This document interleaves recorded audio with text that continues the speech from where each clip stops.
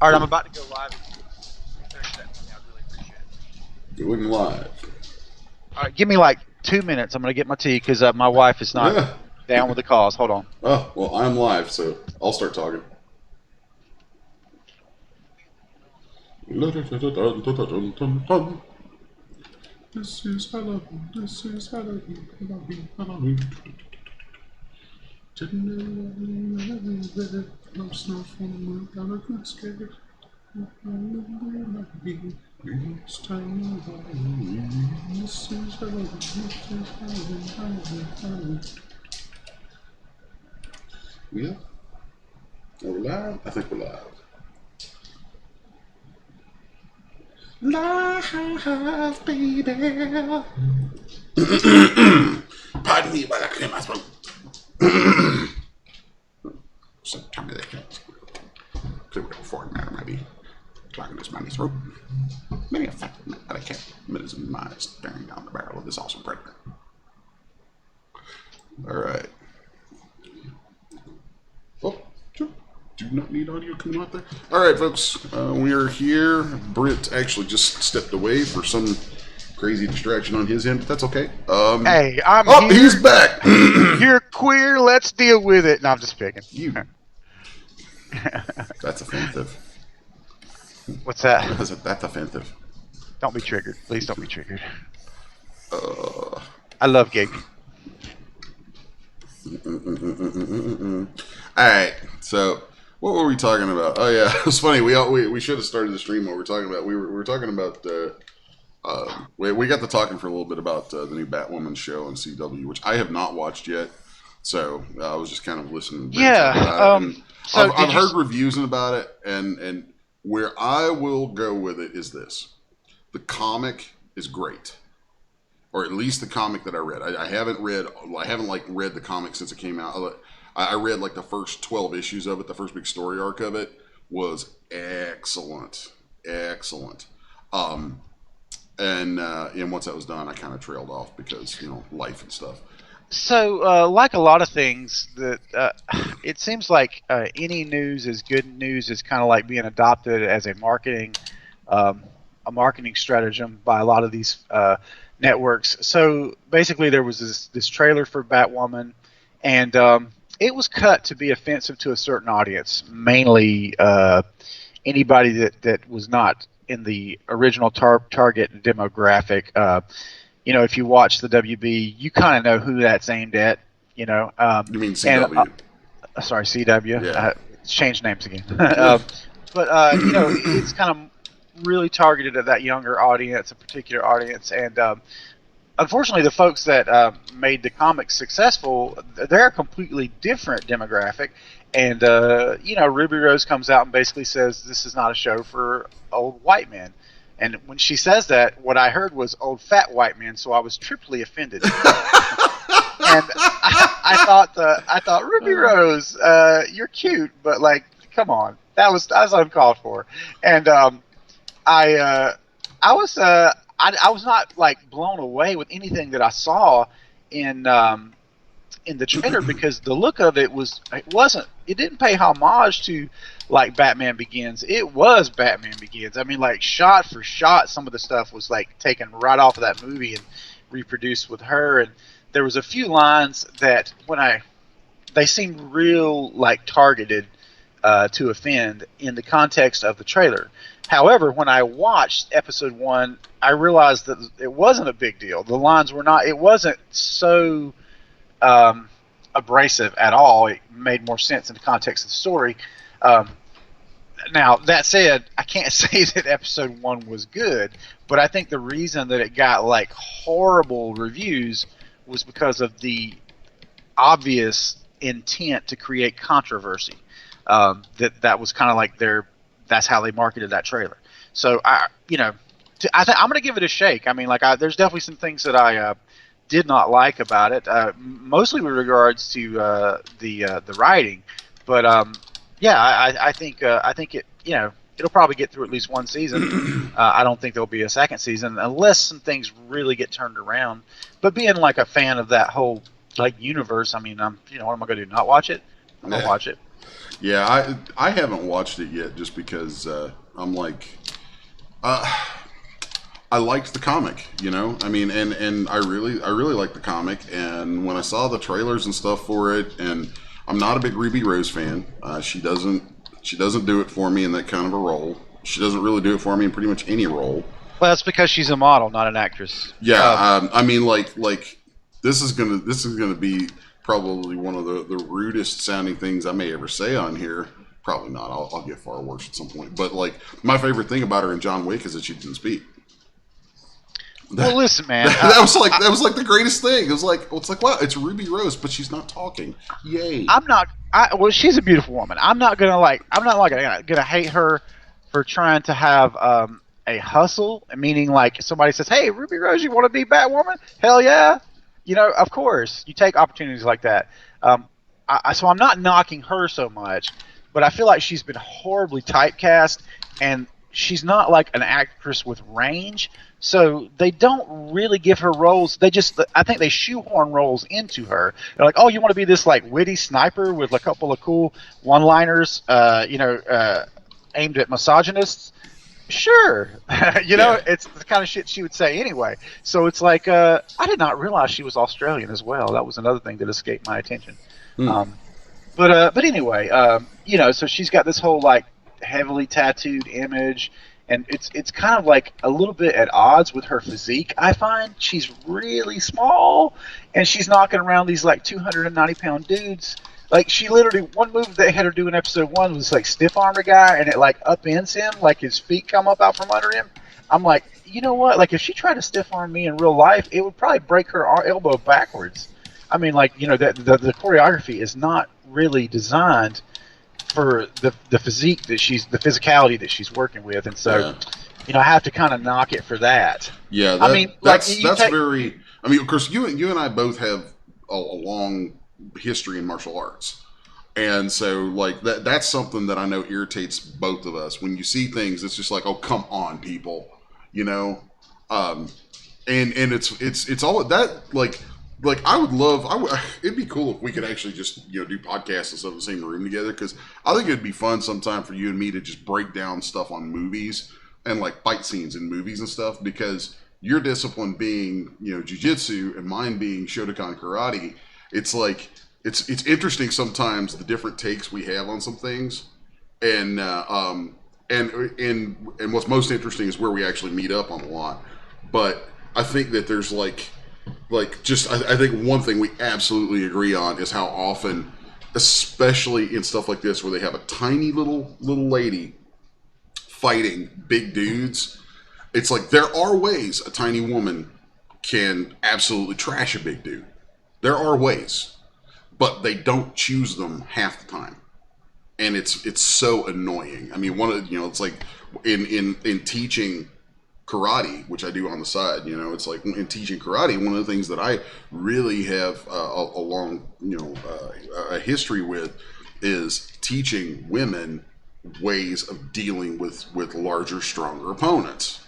So I absolutely hear what you're saying, and like I don't even have to see the show to know 100% where you're coming from, because I see that stuff in movies all the time, where they have these little women doing things like trying to strong arm guys and putting just so much stuff. It's like it's like a lot of these little tiny women getting a good slug in. Like throwing a punch right to the center mass of a dude twice their weight. It's like, like, honey, that punch ain't gonna do jack. It's just not. Now it might. It might. Now I have known tiny women who were karate experts, who are good strikers, who will put that fist in there and it's like a bullet went off on you.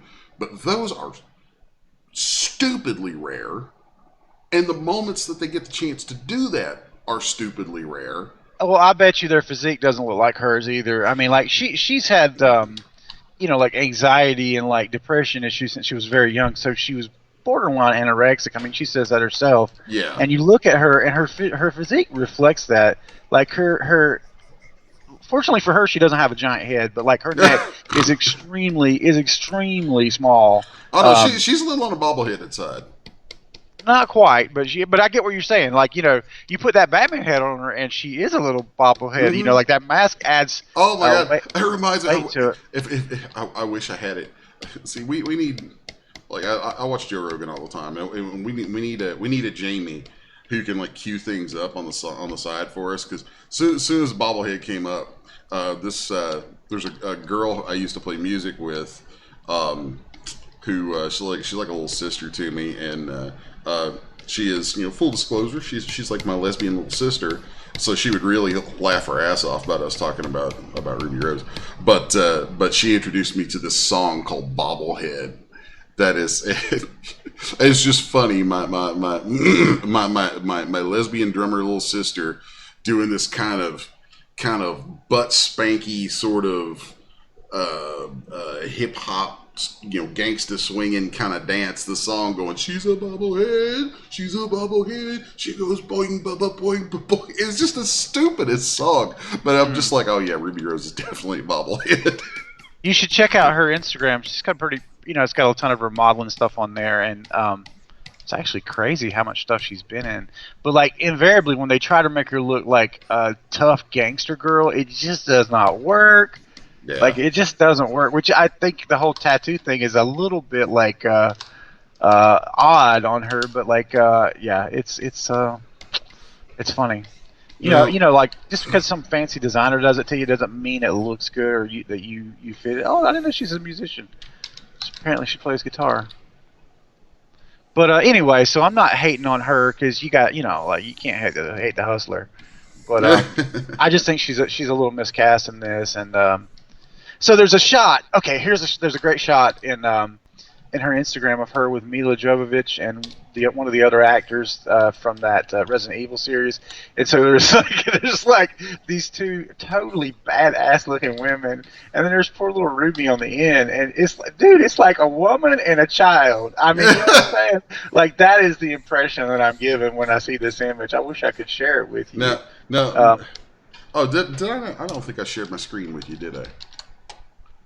You did not share screen. There you go. Now you can see what I'm screwing around with while we're talking here. Now there's a lady you mentioned who I'm just like I will watch her in just about anything, and I've really hell yes, I know where you're going with this. Been impressed with like how her physique's developed over the years. Oh man, yeah. Mila Jovovich putting in the work, man. Is it Mila? Is it Mila? Is it Mila, or is it Mia? I believe it's Mila. Let me look that up. Let me look that up. I'm gonna figure that out right now. I think it's Jovovich as opposed to Jovovich, which is what everybody says.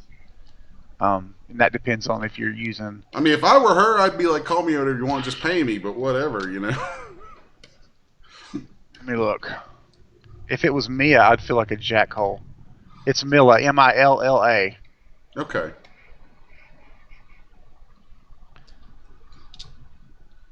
Yeah, man. So she's looking good. I like her actually older than her earlier. Yeah, like you said. She's kind of. God, it's she's like, done a few push-ups. Yeah, she's kind of stacked up over the years. Like in a really strong, good way. That's like. She's those Resident Evil movies were made for her, and really, she's the only reason I watched them. I mean, I like zombies and monsters and stuff, but I love the Resident Evil stuff because I loved the games, like back in the day, back on the PlayStation. All those the PS1 Resident Evil games. Oh my god, I played the crap out of those. Those were so good. Yeah, I've played quite a few of those on various PS platforms. So we're making an evil Pumpkinhead Genesis 8 female. Is that what we're doing? Yeah, just kind of playing around with the idea of were you streaming that from the beginning of the export from Daz Studio and all that, or? Yeah, it's right from the get-go. Cool. Yeah. I'm not seeing the live indicator, by the way. On the Sixus1 Media. There it is. Okay. Yeah, it's over there. I'll try to monitor the chat room for you. Cool.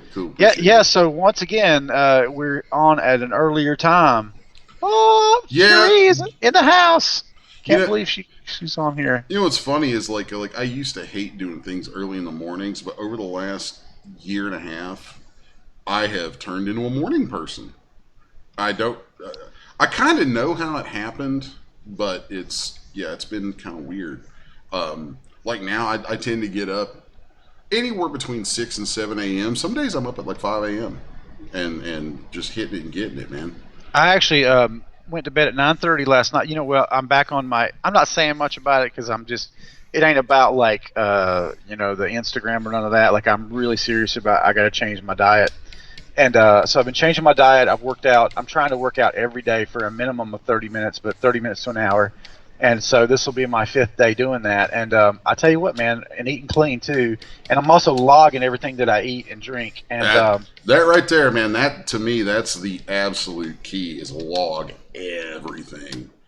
It's annoying, but God, it makes such a difference. but I noticed this morning that whereas normally I could just lay in the bed, when I got ready to wake up, man, I was ready to get up. I was like, you know what? I can tell I got that 8 hours. My poodle was like, what the hell? And yeah, I got up early. Got up, got my bath, and we went and actually had a Western omelet for breakfast. That's another thing when you're not like eating like crazy. When you have something with cheese in it, it's like freaking fuel. It's just amazing. It's like gold, you know. Oh yeah, man. I totally get it. I mean, folks who were like, I think I really kicked into my weight loss while I was doing the streams for CG Bites, and over the course of about a year and a half, 2 year span, I dropped 135 pounds. I remember it well. And it's like I don't like beating a dead horse with it, but at the same time, it's like, dude, I dropped 135 pounds. That's some shit to be proud of.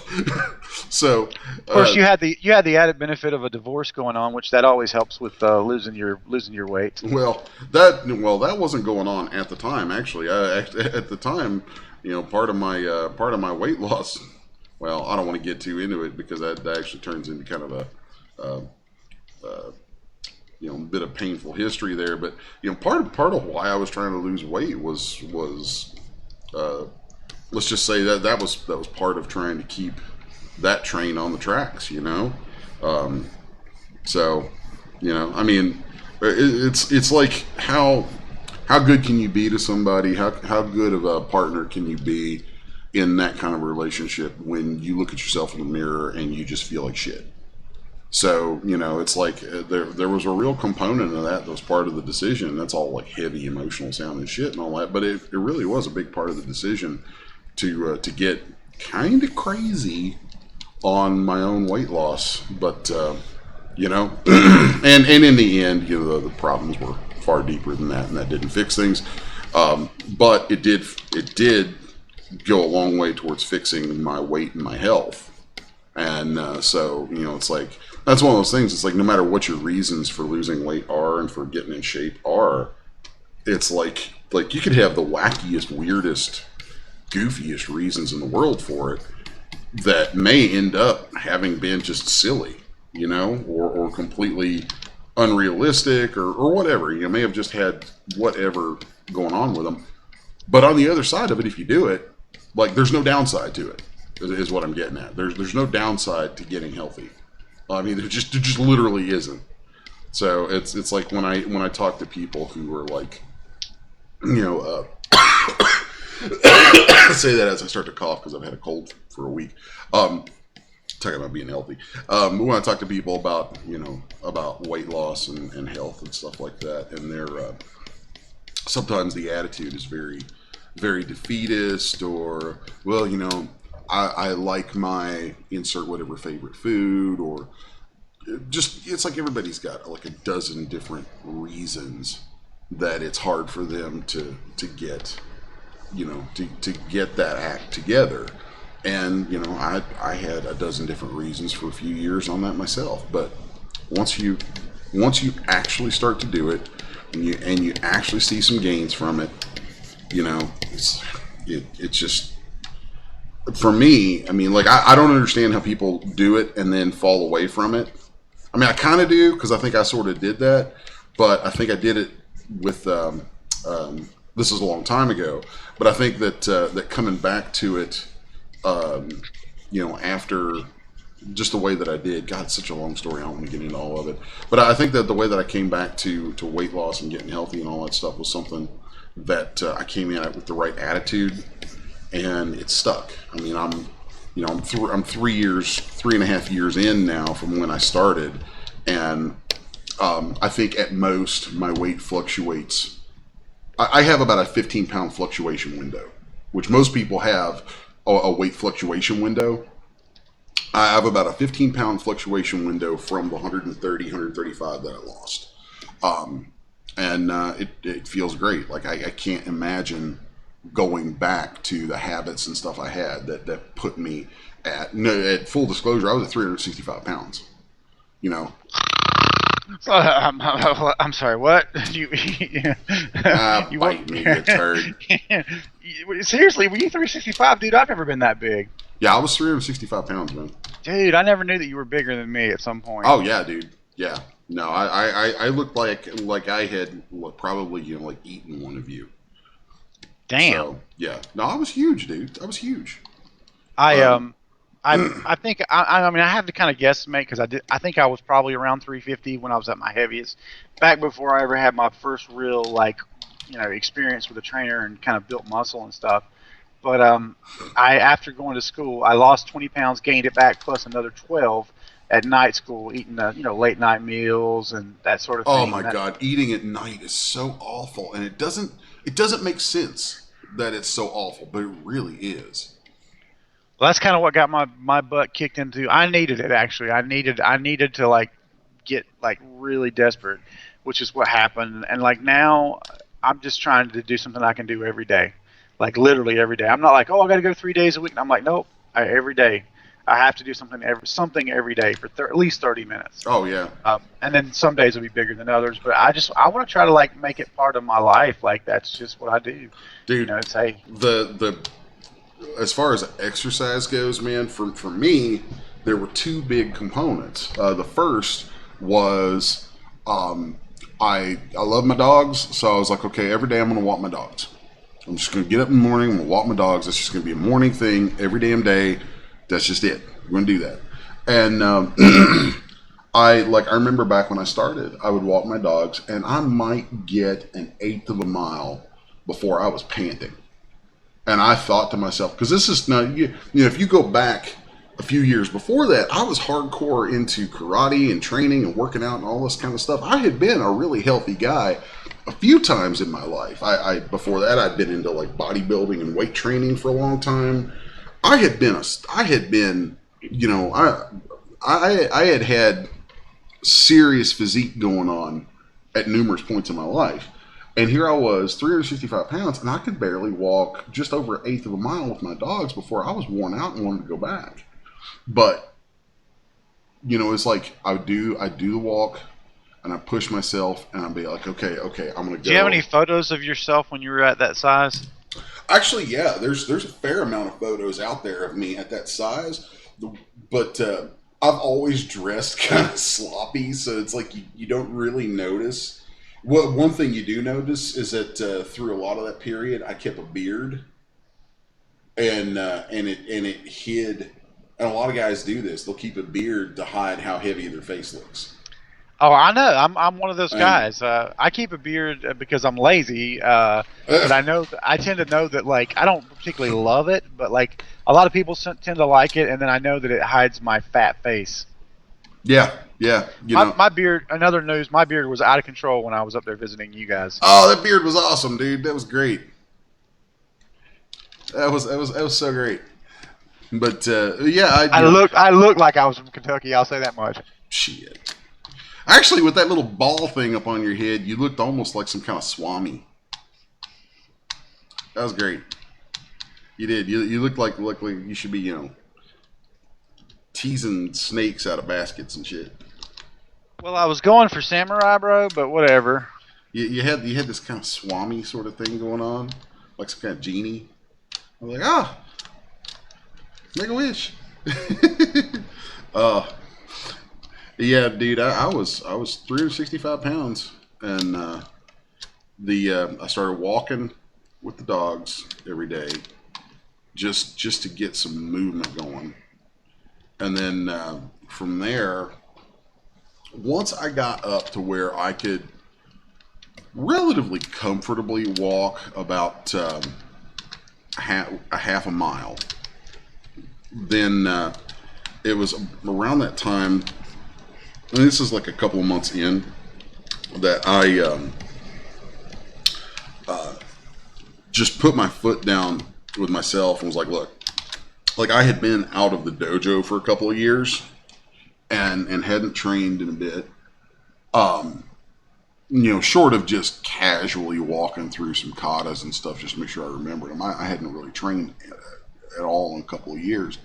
And once I was like, okay, I can walk a half a mile. I'm like, I'm going back to the dojo. It was like, I'm going to choke back my pride. I'm going to squeeze into this freaking gi. I'm going to go back to the dojo. Let Sensei and everybody there see me in the condition I am. And I'm just going to own it. I'm just going to own this horrible situation I've let my body get into. And for me, it was like, I'm going to go back to the place where I know I'm going to get the most good. And I went back, and part of it, because like the whole weight loss thing, for me, weight loss is a very emotional thing. I think it is for a lot of people. It's like there's some real reasons for that. But when I went back, they were, like everyone was super kind, and which I expected they would be. I didn't expect to get like shamed and given a lot of crap by everybody. Hey, fat boy! Oh, dude, Party, yeah. Pal. But so yeah, I went back, and just the atmosphere was great, and I remember talking to Sensei, and he's like, you put on some weight, Les. And I'm like, yeah, I know, it's part of why I'm back. And it's like, well, let's just see what we got to do to help out with that. And so the atmosphere there was really great. And this is so crazy sounding. Like, I'm not somebody, people are like, don't fat shame me. I'm like, this is not encouraging people to give overweight people crap. This is not that at all. But if internally you feel a little sense of damn, what have I done? You get this feeling of, damn, I've let myself go. And I mean, that's a sense of shame. There's a little bit of shame in that. Well, we have that emotion for a good reason.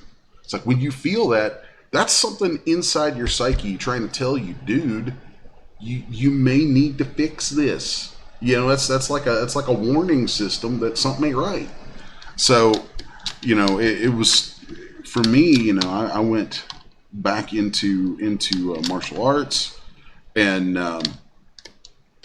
just decided, I was like, I'm gonna do this. This is gonna be part of my program, and it was great. It was like one of the best things I ever did. Like doing martial arts to begin with is one of the best things I think anybody can ever do. But then when I went back into it, going back was just amazing.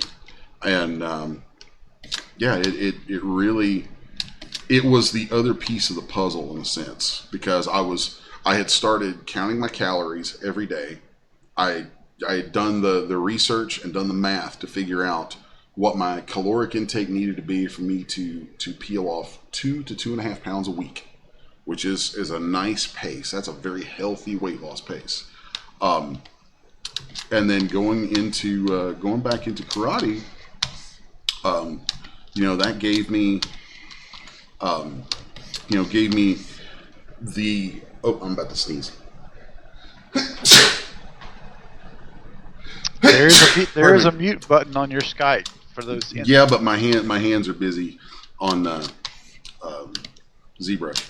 So, but yeah, going back into karate, man, was like, it was a thing that I needed. Like there was accountability there first off, because something that I started doing was every I did at that time. I was doing almost daily weigh-ins. I was tracking my weight that close, and every class I go to, whether it was Sensei Holly or Sensei Lava, those are like the two boss guys there, and love them. They'd ask me how you doing. I'd be like, well, I lost quarter of a pound today, or I'm down.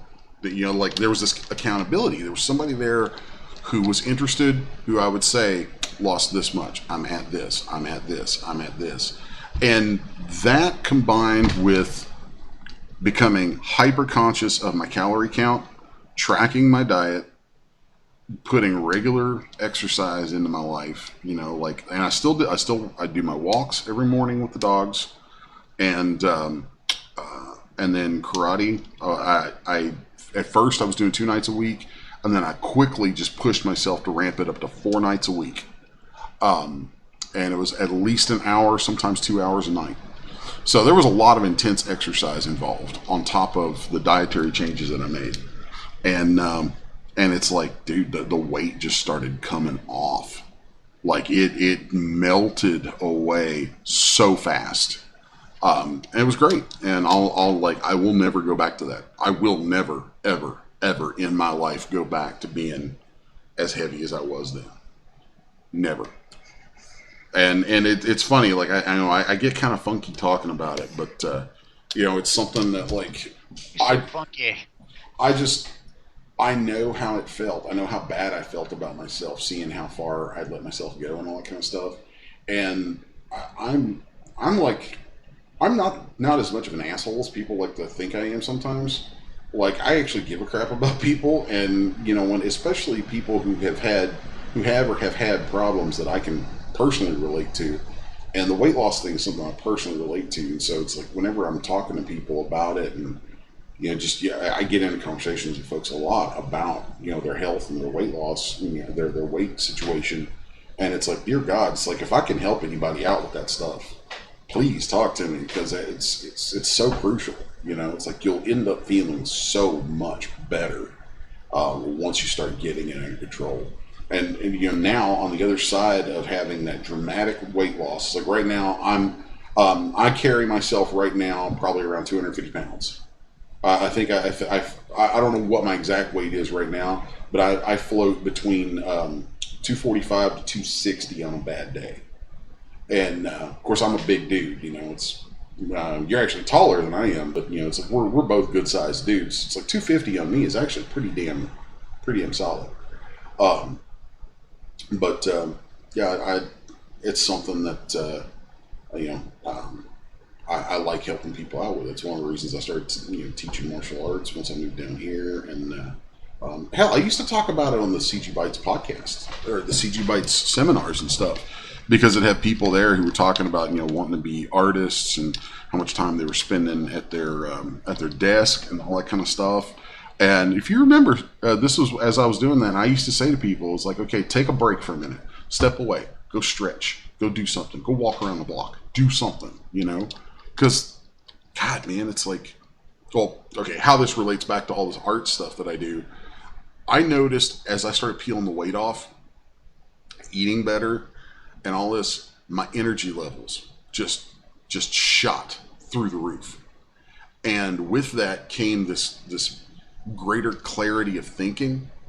My work improved.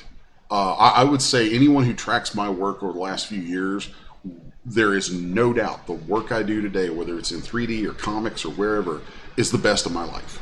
Period. It's just I've never been on my game like I am now.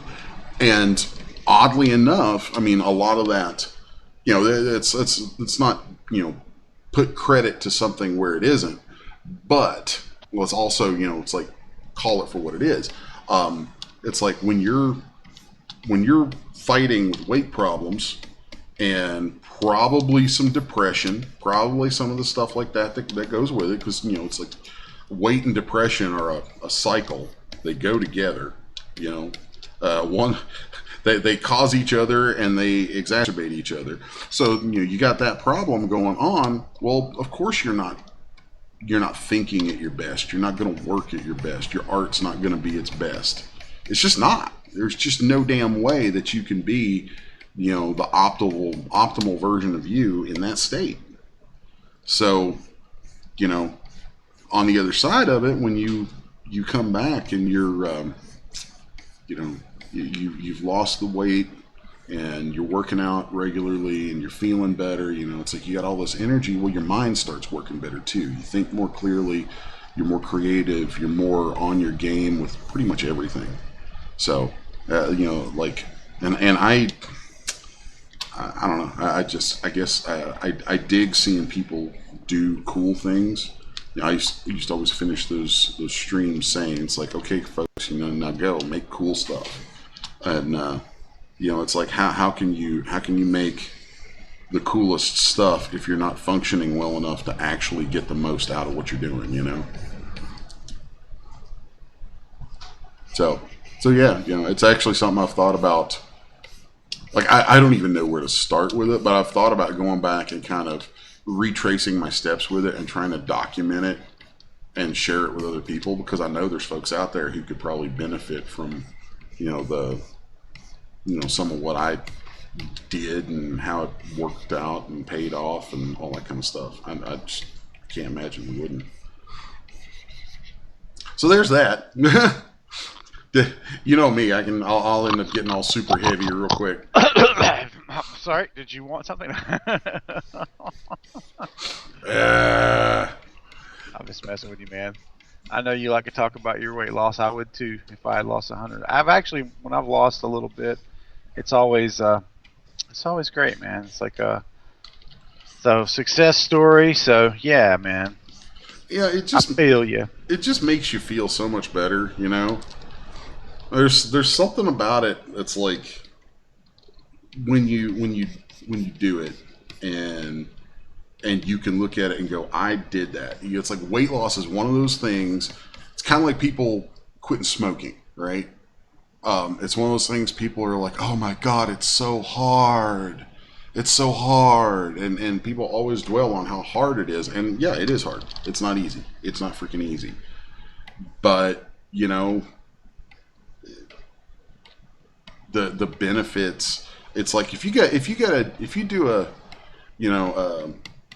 were to do an analysis of it, the benefit versus the pain, that's stupid. It's stupid, the difference, So I just, but we're such creatures of habit, and I do think depression is a very, very big damn part of people's weight issues. I would actually offer that may be a larger part than that might be the largest part, oftentimes. Whether someone's weight issue started out because of depression or whether it ended up because of being fueled by depression later, I would just about bet that depression is a factor most of the time. That would stand to reason. Yeah, if it wasn't going in, it's going to become one once you're there. Either way, there it is. So it's that's a lifelong thing that a lifelong subject that I've dealt with is depression, and then of course it relates to weight loss and all that. It's like all these things go together, and I don't know. Like I actually dig talking about it just in the hopes it's like if anything I've experienced and or hopefully accomplished with it becomes helpful for anybody, then that would be great. That would be just super cool. So yeah, anywho, I think we ended up, let's see, I like to backpedal sometimes and trace the steps to how I landed on some crazy subject. I think it started off talking about Ruby Rose being super skinny and Mila Jovovich being super stacked these days from and just having gotten buff. And then I think that got into martial arts, and there was the fight stuff, and then that, yeah. So yeah, there's all that. It's kind of sort of like to wind my way back around a little bit because I know how far I can travel.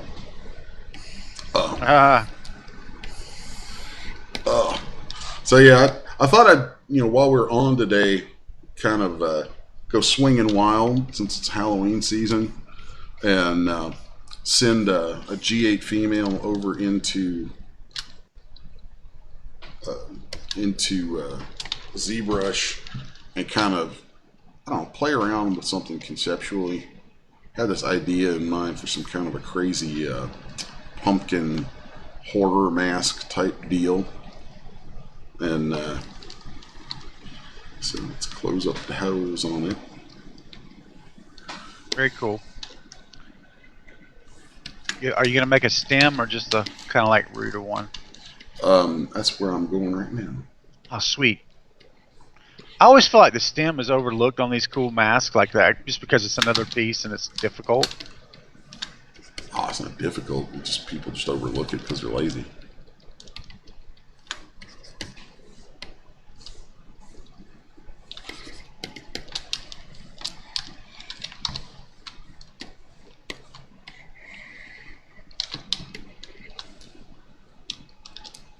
Man, you really have the your tools mastered in ZBrush. God, I love ZBrush so much.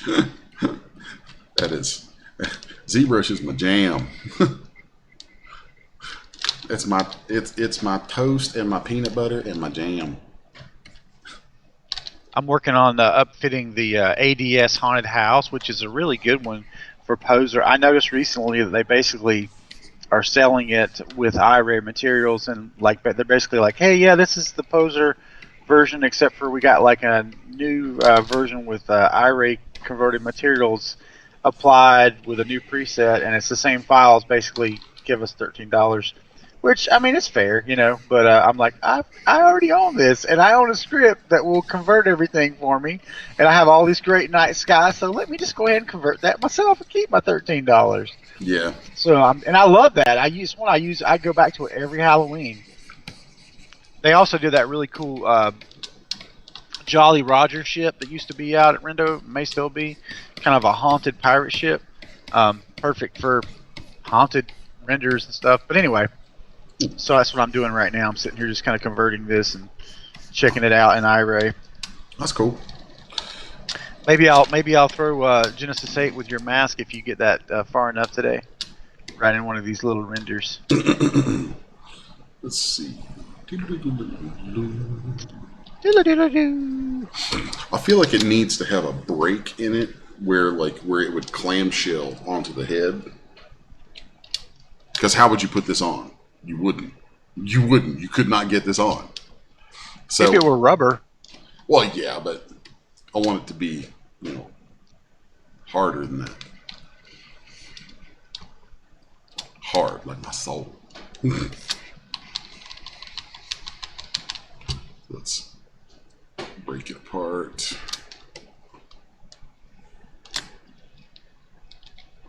Yeah.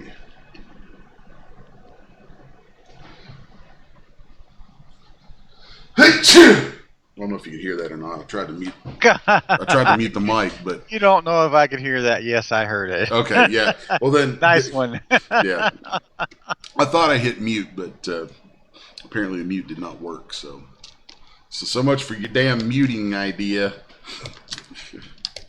That's okay. So delete the hidden on that, and then I'm gonna go ahead and topologize this a bit because right now its topology is crap. So let's make a duplicate, and then I'm going to take my duplicate and I'm going to go zoomy zoom zoom into here because I want to make a group for the stem.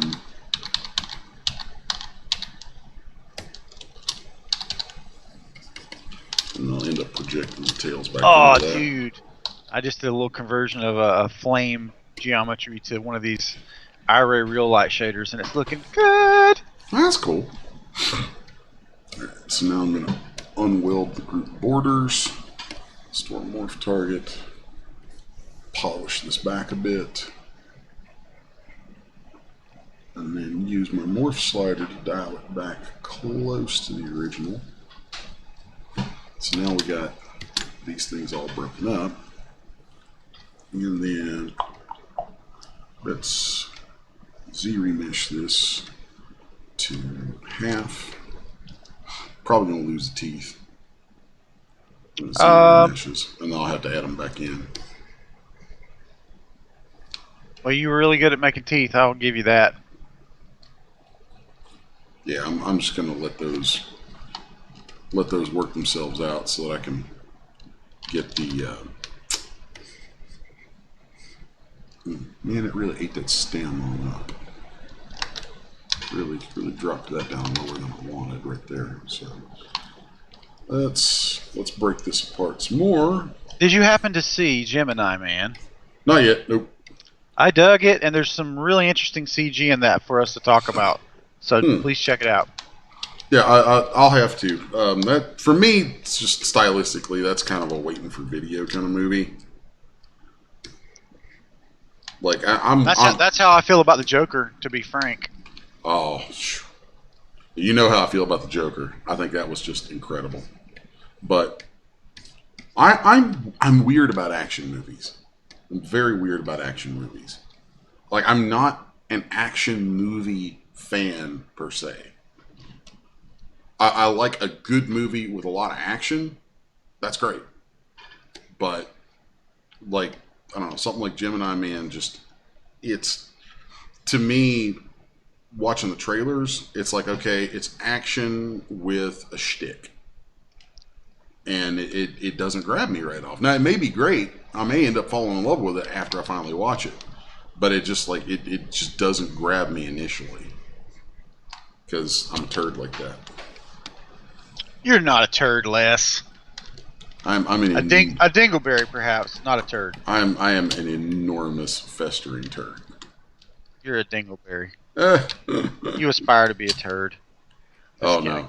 No. I have attained turd status so many times. Yeah, I'm very, very confident in my turddom. All right, so we got some junk topology to clean up. Junk topo. Let's just get rid of all that. Because we're going to rebuild that stuff manually. Alright, hidden. The infamous doo-doo song.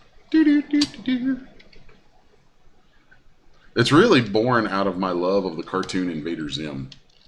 Which... there is new Invader Zim on Netflix. I'm like, oh my god, thank you. And it's like movie length Invader Zim. Yes, I love Invader Zim so much.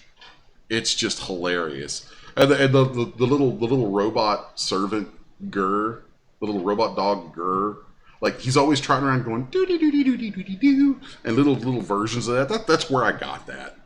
Was just from Gurr from Invader Zim. Doo-dee-doo-dee-doo-dee-doo-doo. Yeah. I don't know. I think my kids and I used to goof around with stupid crap from that cartoon.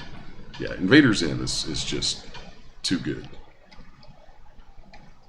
Alright. So I'm going to need me some topology. Rachel. Did you hear about that Tarzan actor's wife getting killed by her son? I saw some headlines on it. I didn't read Ray it. Ellis. I remember him. Actually, he was my favorite Tarzan. He's not the most well known, but he was definitely the one that I identified with growing up.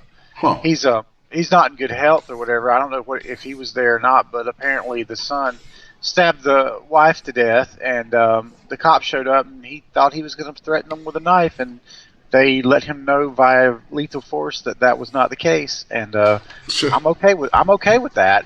And actually, somebody posted like, I get sucked into these things because, man, I'm sorry, but like I'm pro law enforcement because that is a shitty job that they don't get nearly enough respect and or pay to do, and I always think about like how I would feel if I went to one of those situations and somebody's like, "Here, I'm going to kill you, MFer," I'm like, "If you're bulletproof," because we're not.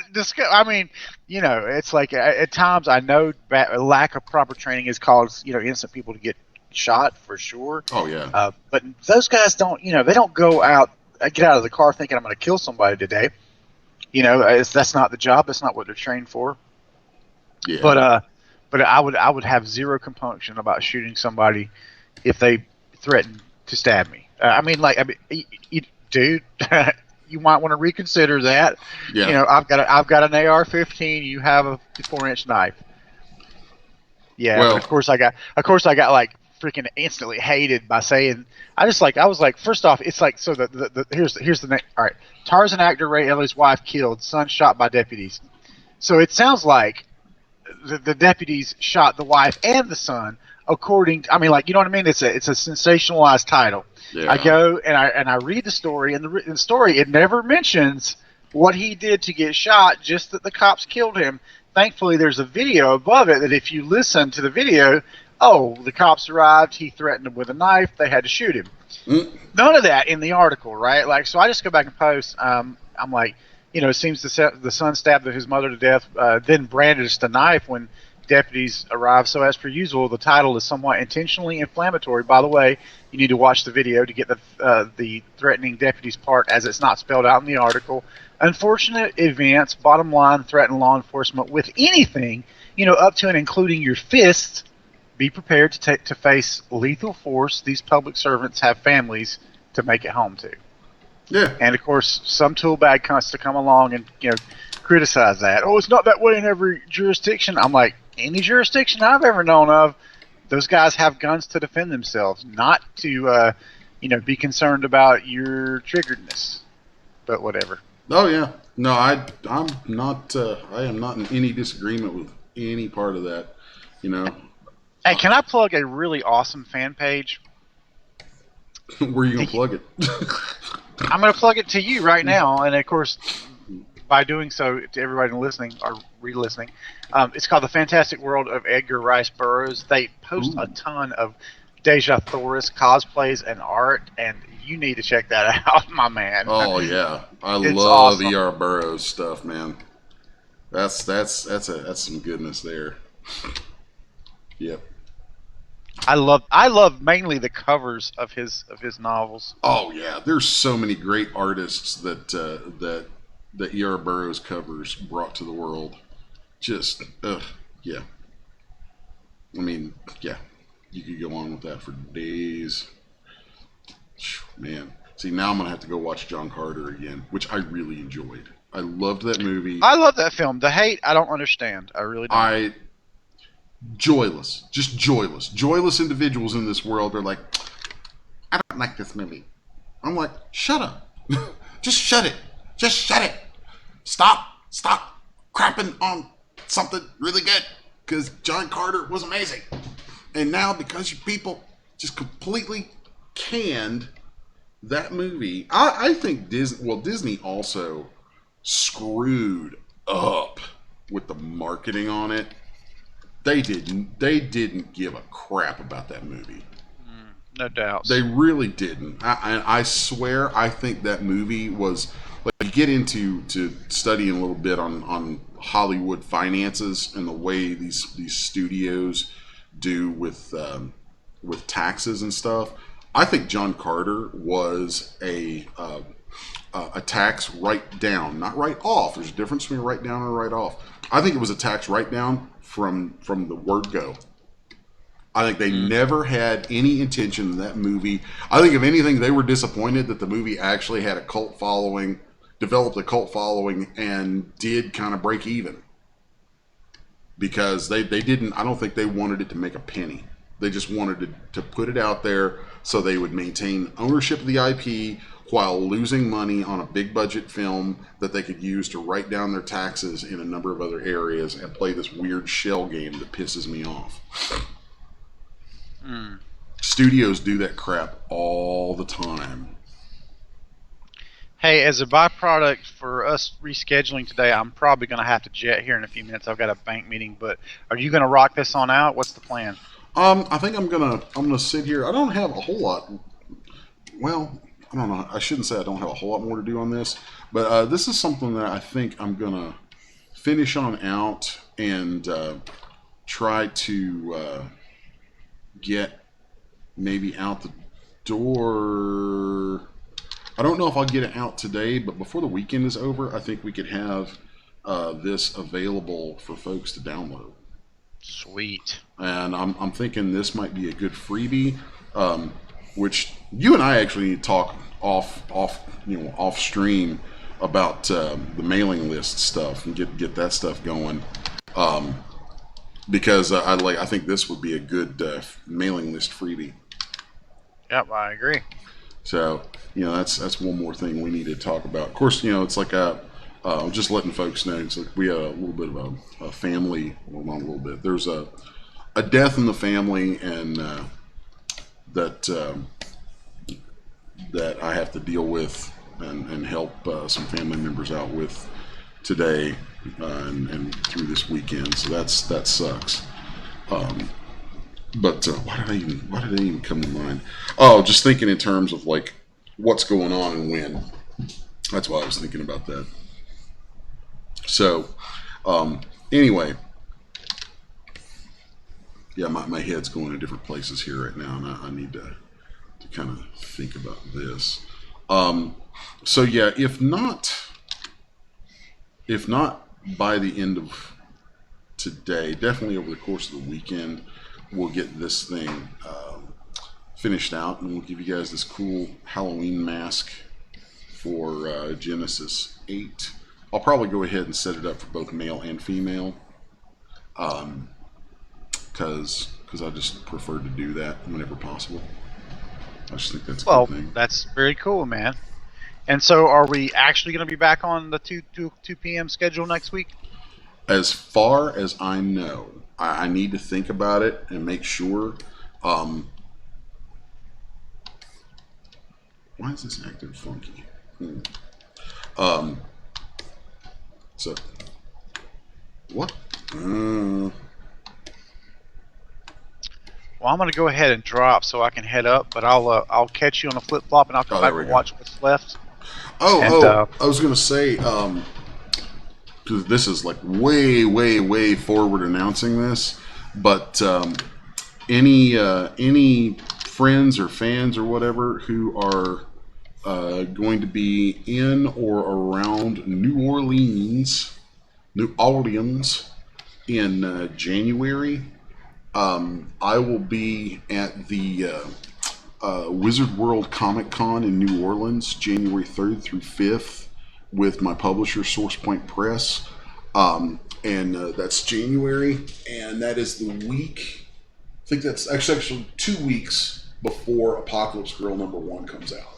So, and at that show, oh, pardon me, I'm stretching. At that show, we'll have some convention exclusives and some cool stuff there supporting Apocalypse Girl. So yeah, keep that in mind. Anybody who's in or near New Orleans, you want to come out, hang out, that'd be a great time to do it. So in other words, comics, yay! Dude, yeah, comics are my life. This 3D stuff is like yeah, this is fun. Comics are my life. Hey man, like the other night I was at this training thing, and I had my wife. She often takes the liberty for introducing me because we're at these things together. Like I'm, Nancy, I have this store, blah blah blah. It's my husband, he does this, that, and the other. And then they look at me anyway to say something, and I go, guitar player, massage therapist on the side. Nice. Cool. Check you next week. Well, I'll talk to you soon, but I'll check everyone else next week. All right, dude. I'm gonna stay on here and keep pounding on this on the stream for a little bit before I have to cut out. Rock and roll. All right, later, dude. Oh, let's see. Oh, notice over in the chat, TCB. That's what I'm gonna nickname you, so I can just say it quick. Cajun Beauty. It says I live about an hour and 45 minutes from New Orleans. Hey, come on out in January and see us. It'll be great. Yeah, come on out and see us. It is. It should be a good time. Should be a great show. I really love my publisher, SourcePoint. They're being really good to me, and lots of cool opportunities going on there. So let's see. So, yep, anyway, I'm going to kind of focus back in here on what I'm doing with this guy. Add some topology. Let's delete that poly. And then we'll add there, there. Yeah.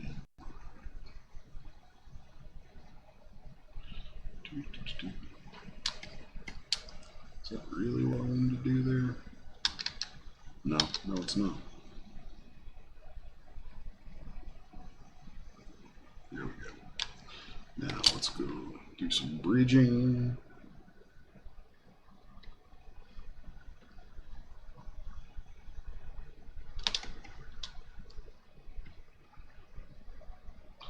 And 1, 2, 4. Good, good, good, good, good, good. Yeah, sometimes making this stuff all connect can be some pretty seriously tedious junk, but you know, you got to do it.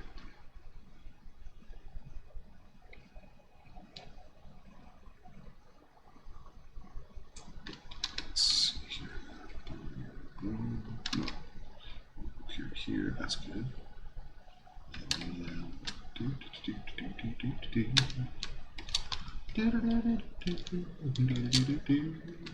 I wish I had just like a music bed to throw on here when I start to wander off into production land, you know.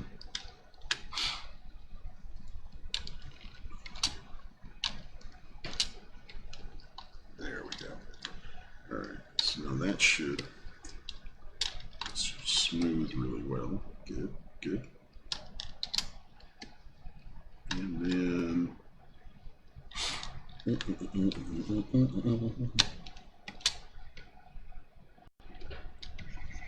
that and that. And don't know that I want to polish that. What I do want is to transpose this edge.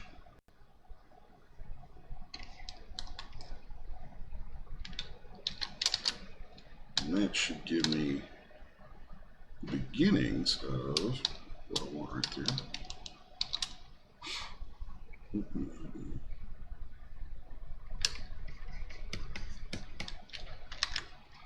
All right, so there's all that. Let's go get his little stem, put that back on here. I don't know what that junk is. It's going to go right. All right, so let's merge this down with the stem. All right.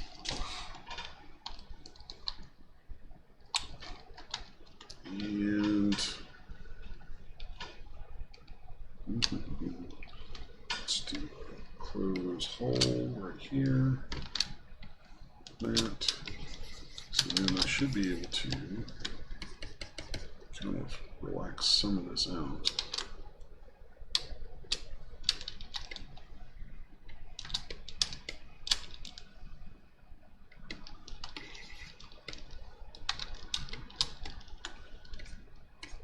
There we go. All right. Yeah, don't really care how it wants to do that. Don't care for that much at all. Alright, so there we've hidden the base, the little area there for that stem. And I'm just going to expand that selection back out a bit.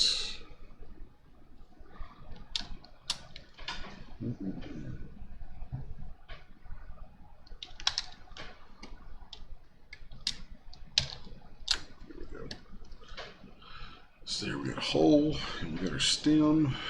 Let's start stitching this baby together. No, do not close that. I want to bridge. Bridge, bridge. Now I wonder.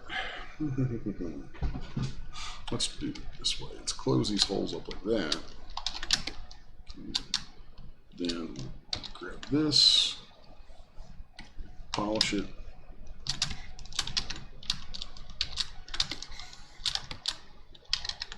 And I should be able then to see, okay, that ring's going to be 68 faces. So now this guy right here, if I do the same thing, that's 30. Okay. That's fine. So now let's get rid of all the stuff we don't need.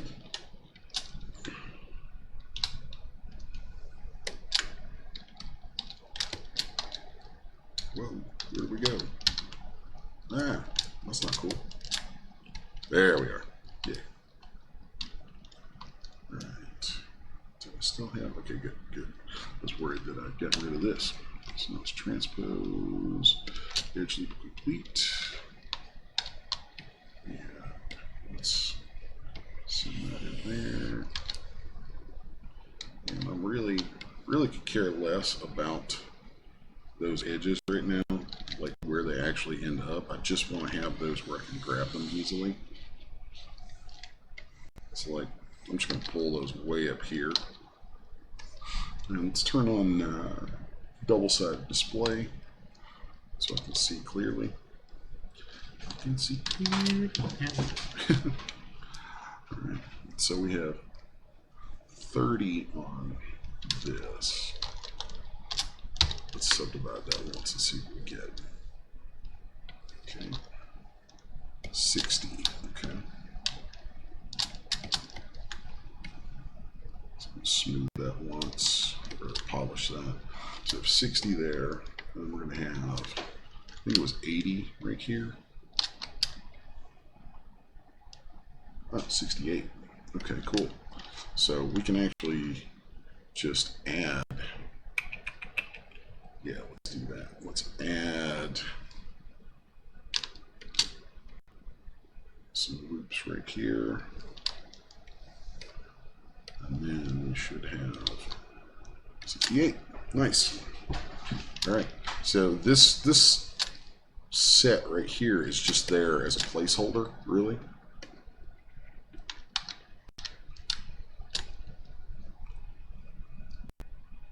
Okay. So now I'm going to come here, hit bridge, 2 holes, and align click the edges. Click those 2 edges there at the center. And then I'm going to come here. And that's going to bridge that together. And then from there, I'm going to start holding the Alt key and clicking on these edges. And you'll see that it causes these it deletes these edges. So then that's going to reduce this all down to where we want it. There's that. So now if I smooth around this, we should have a good connection. Something's a little wonky right there. Looks like we got a stray. Let's just delete that guy. I said, let's just delete that guy.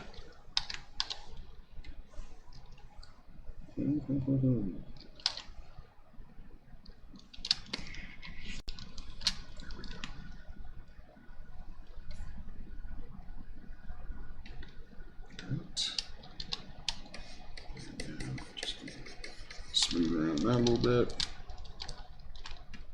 Let's mirror and weld. Pardon me. Might want to do that before I go smoothing that.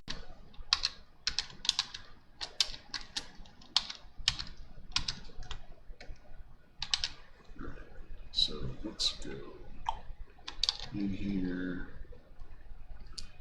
I'm gonna have a symmetry problem right there. It's okay, we can fix that.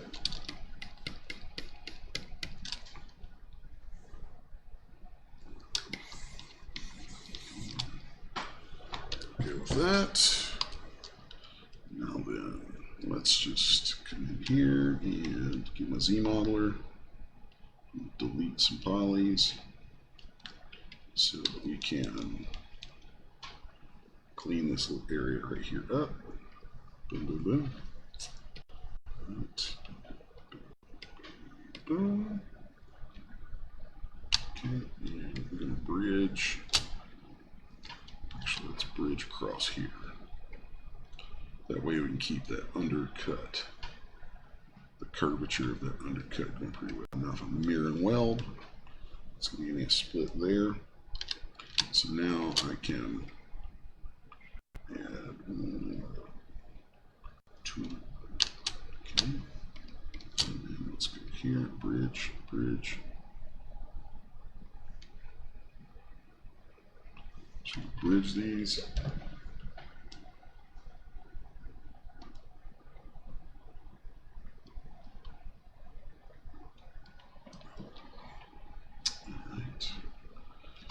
Now then, we need to, let's delete a poly right there. Let's get some resolution going here. 1, 2, there we go. And we're going to do some bridging.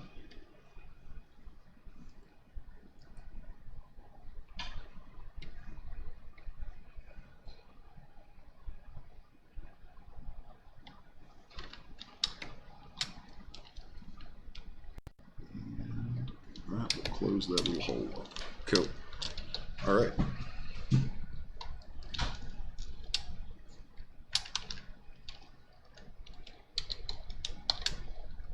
So now I'm going to need to look back at these teeth. I'm not sure when or where that happened or why that happened, but it's like it decided to ditch some points off of here. So I'm going to split some of these edges.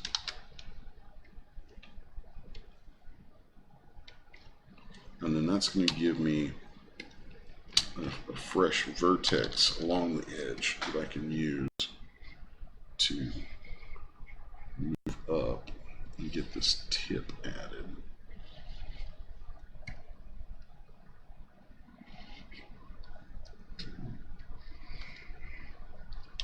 There we go.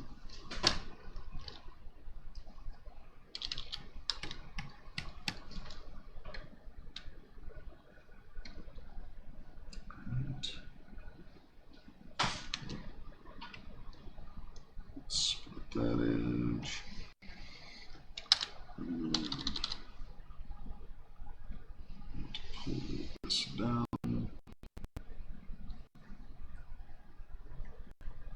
Split that edge. Come back here.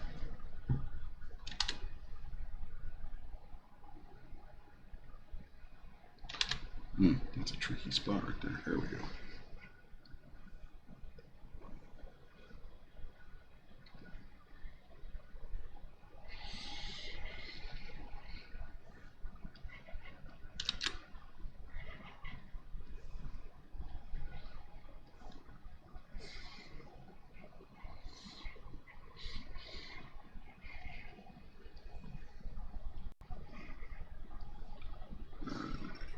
Just trying to get this a little closer to my original shape.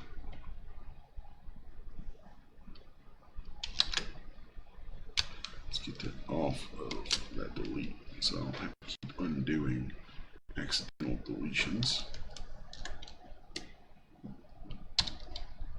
Right.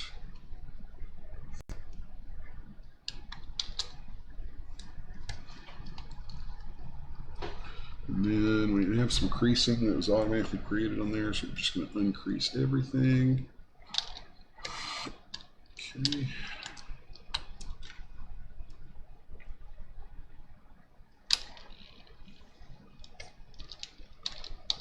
Alright, so there we have that and the stem. Now, I'm thinking I want to put this together with some cool looking like stitching eventually. So let's do some splits like here. I'm going to keep these kind of large and gnarly.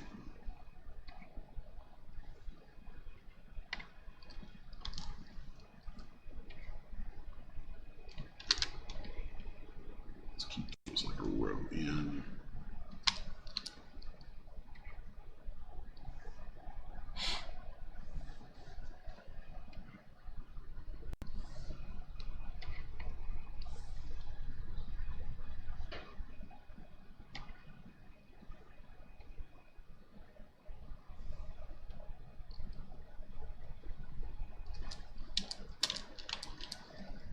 Okay.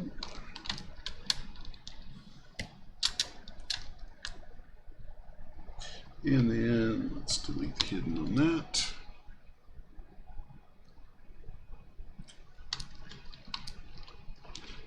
And from here, I'm going to extrude this stuff in, which is going to cause the normals to be inverted, and then I'll flip those after I'm done. So let's go extrude. I'm going to do all polygons. It's going to extrude that stem in a little bit, but that's okay. So there we're going to get some good thickness on this. Okay. And once I've got that thickness on here, I'm going to come inside and let's grab this. This is the stuff on the inside of that stem. And then I'm going to shrink my selection of what's visible.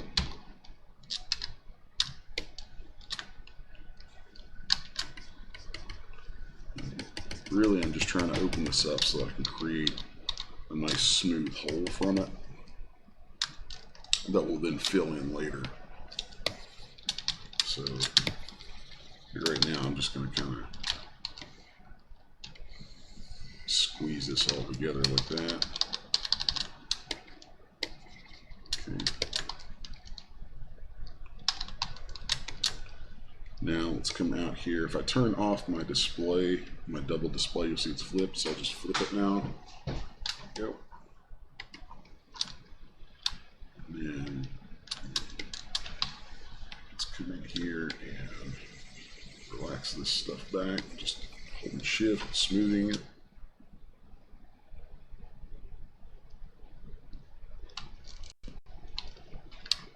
And if I see any triangles in there, then that means I probably got triangles on the top too, because this was created from that top, so it was extruded. I'm gonna want to look into that for sure.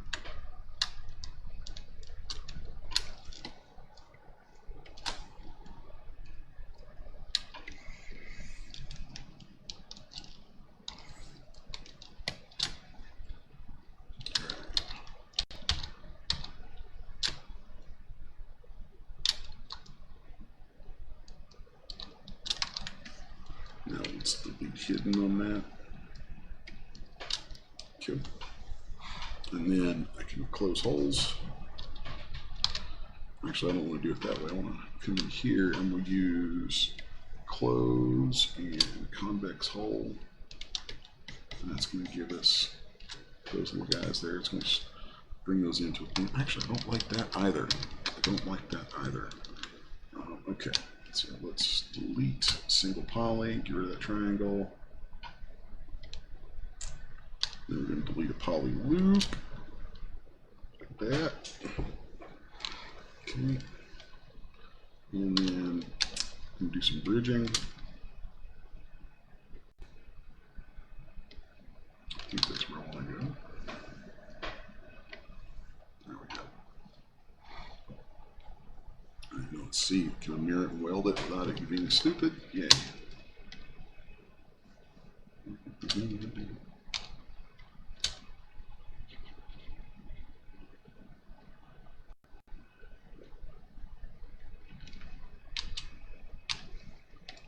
So bridge this to here, this to here, and that way I know I'm keeping a clean center line down my mesh. I don't know why that's on one bridge. Bridging in these tight spots can be very annoying.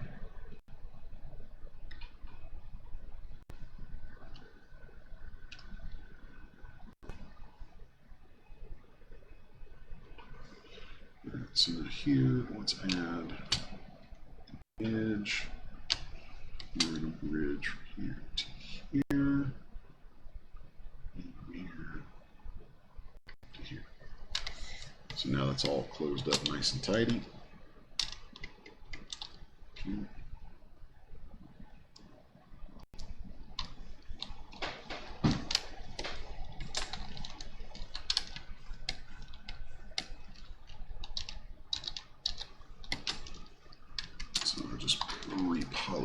that. Now I want to come in here and I'm going to extrude. Do I extrude all those? I want to do these individually. So let's go here and I'm going to extrude polygroup or polyloop. That way I can just pull that out. I'm going to do that maybe twice. That way we start to get a better edge, better shape to that edge. And right now this is symmetrical, but in the end I'll add some asymmetry by scooting it around.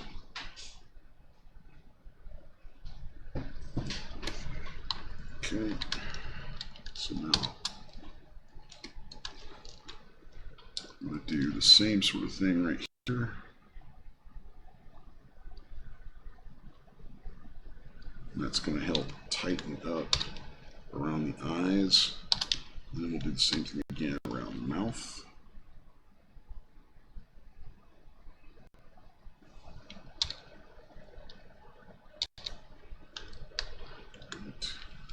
And then I'm going to add some edge loops through here to help really sharpen some of this up.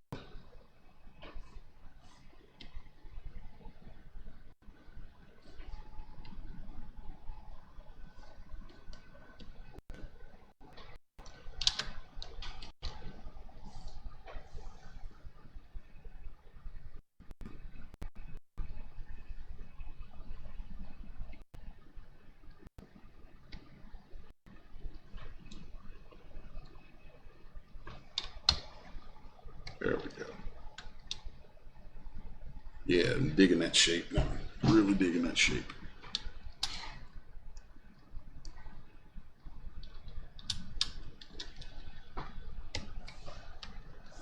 Now then, I'm going to come around to these holes, and I want to relax these. I'm just going to use a smoothing to peel those back. That way they get some indentation to them.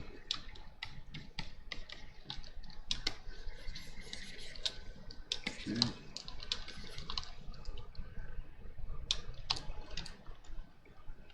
And then from there, I'm going to do a little bit of probably some light sculpting on it. Actually, take the inflate brush and do some of this.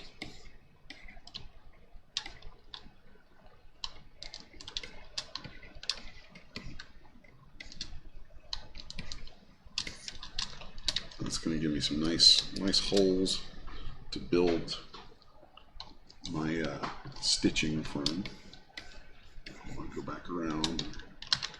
I don't know how much of that shape I want to get rid of there or not.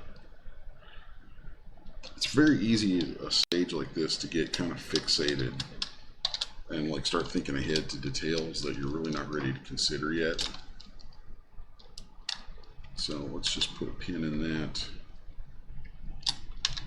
And I want to make sure that I have these, the inset of the holes all in their same on a shared group. And let's merge. Don't merge straight groups. I want to merge similar groups. There we go. Use that and that. So now all those guys are together. And I can give these holes right here a little bit more resolution, just like that. There we go.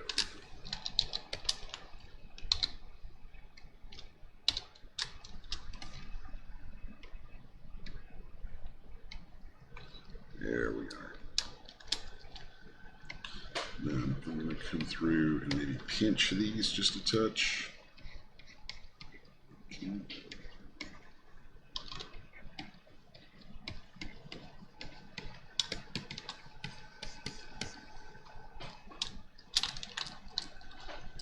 All right. Now let's do the back half. Okay. This, whatever this is, can go away. So here's the back half. This is the easy one. Definitely easier. So here, I'm going to go ahead and I think I'm going to Retopo this just a little bit more.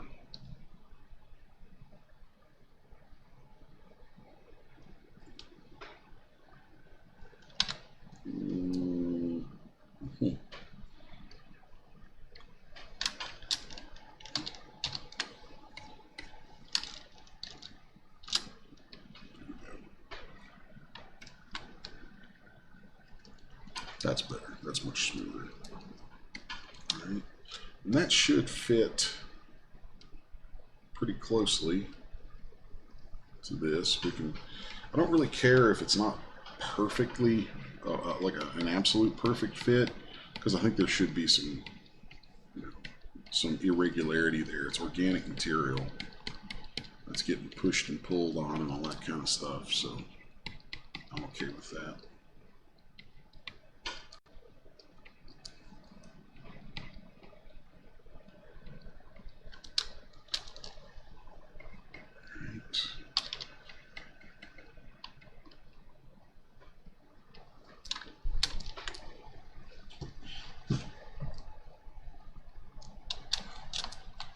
So then from there, I need to look at. Oh, I am so gonna sneeze, guys. I am so sorry. Oh, it is the season. So now, let's come around here, and I'm just gonna start matching up holes. So there's gonna be 1, 2, 3, 4. And then let's come over here.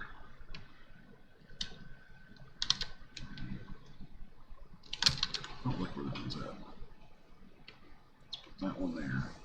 And this one's going to go right here. That one here.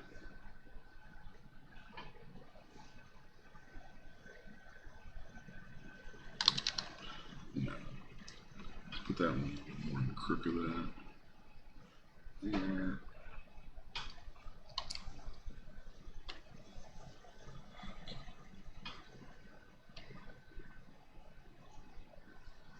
Okay.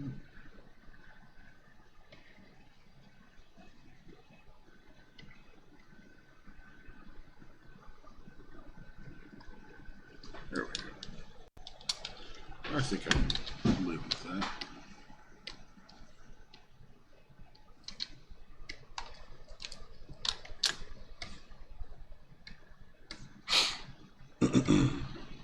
Right. So leave it hidden. And then extrude this in. Not the same thickness as before. Another way to flip the normals on this would be to change my polygon action to flip faces and all polygons. So let's do that. And then here I'm going to extrude, let's do polygroup all, and that's going to give me a little more edge and a little bit more on the holes there. Now let's change it to polygroup and do a little more around that edge. Okay. So there we have that.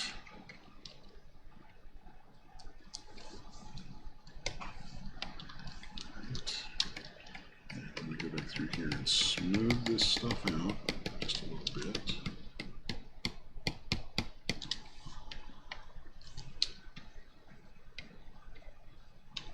And we do have some creasing turned on, so we need to get rid of that.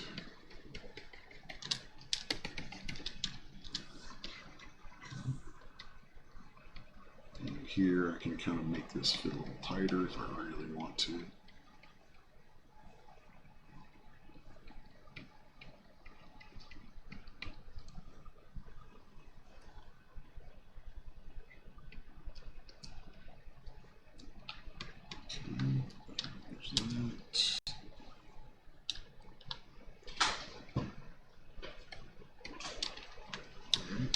Now, select that group, expand a couple times, maybe 3 times like that. Let's do that. Nope.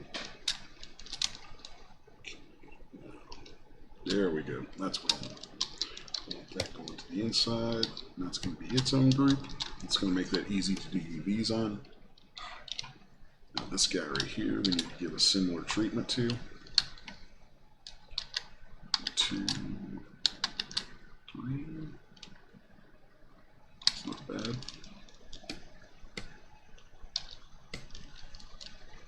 And then I'm going to grab the extra off that little edge. I think it should be. I don't want any of this to connect over to these holes because that would make doing the UVs on this kind of wonky. So we can relax that stuff up a little bit. I might not even bother with projecting any details back into this from the original sculpt here because this is going to be so easy to do some more sculpting on anyway. So probably not much reason to do that. Right.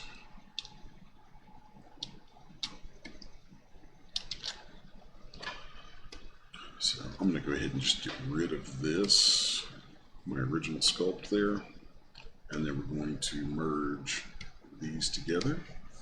So there you can see where we're at now.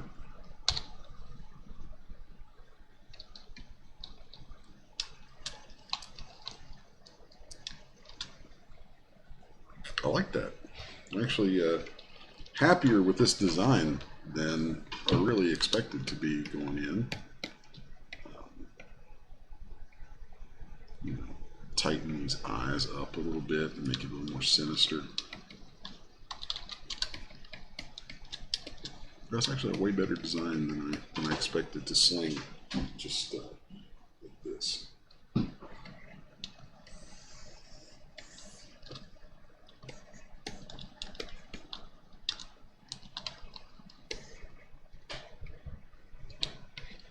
I know this is like really late in the season for me to be knocking out something for Halloween, but yeah, that's just kind of the way the cookie crumbles this year.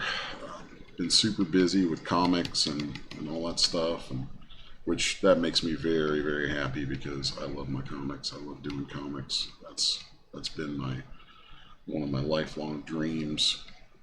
Which, I mean, I've worked in comics before, and I've worked in and around the comic book business for decades now, 20, 25 years. But, you know, to be doing my own book with a good publisher and all the stuff that goes with that is just a dream come true.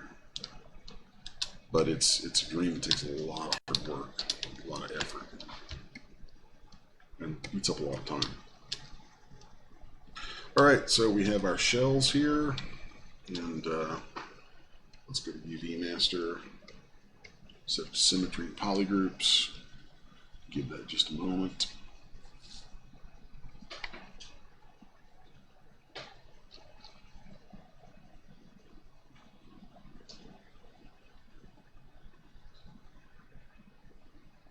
All right, let's flatten it and see what we get.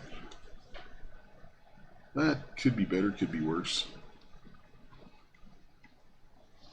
So I'm going to pull some little trickery here.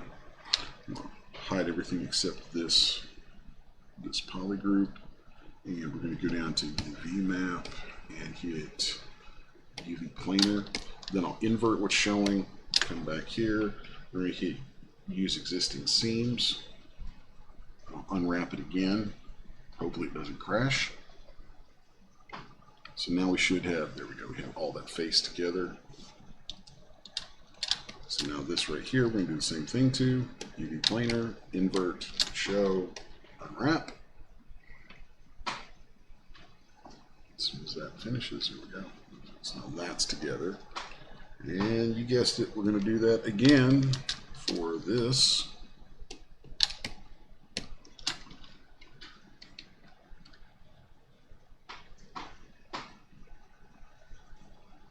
Okay. And then one more time for this interior section.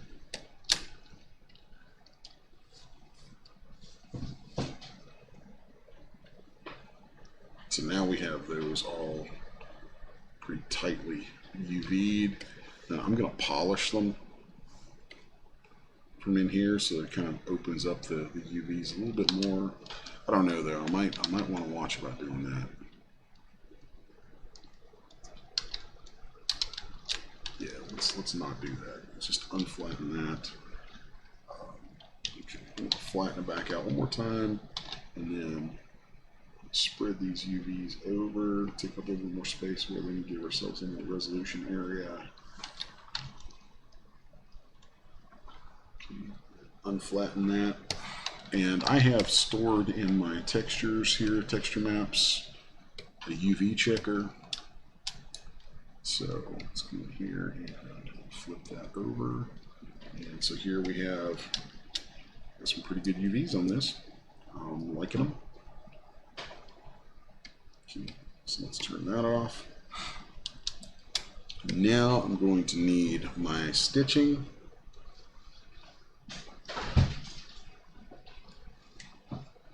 Which is just going to be some kind of rope pieces pulled through each of these. I think I'm going to smooth some of this stuff back even more too. Give those holes some room to breathe.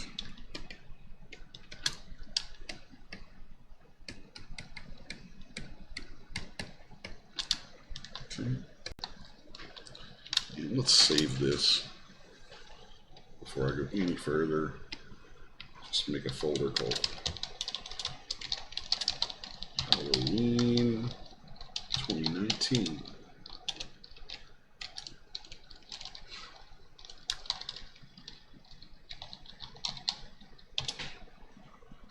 Right. So, what do you think of some strategies for getting these stitches all together, the ropes and things around this? So what I'm going to do from here is grab this. Actually, let's make a duplicate. Okay. Then we're going to grab the outer shells, since those have expanded to have the interior of each of those holes. So I'll group those. Then I'm going to just reduce my selection a few times. Make a group of that. So now, if I take that little rim group that we made from that process, select just it, merge similar groups. So now we have a group we can isolate of just that set of little rings in there, and then we'll delete hidden. So now you'll see what we're left with. Okay. Then I'm going to flip these, but I still have double turned on, that's fine. I flip these so that when we connect them, we end up with connection pieces. We're going to do some bridging here. We're going to end up with connection pieces that have the normals facing the right way now. So let's just start. I think we can work, yeah, we can work symmetrically here. So I'm going to come in here and just pick one of these and start. These should all have the same count around them, which will make them easily bridgeable. So let's go from here to here. Okay. And then from here to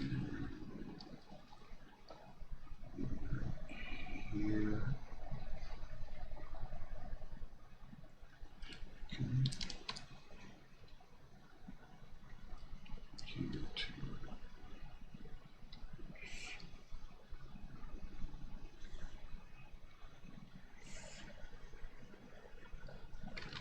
so here, now you can see where this is going.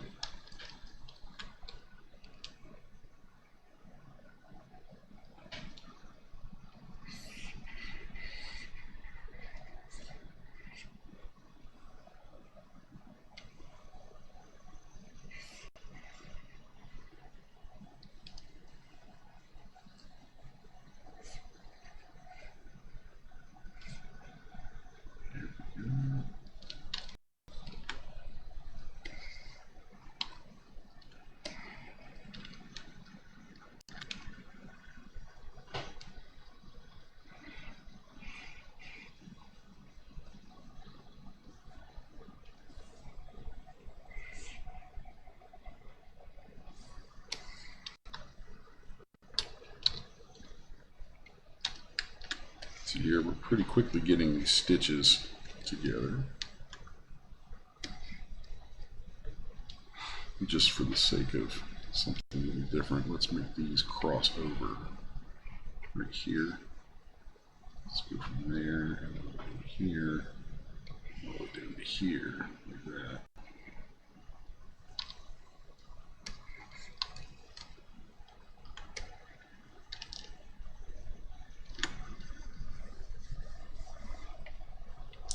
I'm kind of digging that. Let's do that again over here.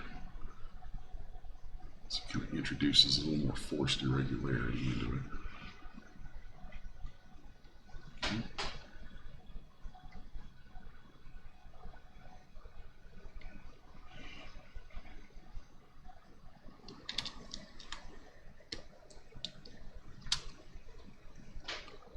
Really like the idea of how that clamshells together around the head. I think that's just a cool way to make that mask. Okay, so now we need to start stitching these together on the inside because I like to be thorough like that. So we're just going to go from here to, let's say, right here. And then we'll go from here to right here. Don't really like that twist.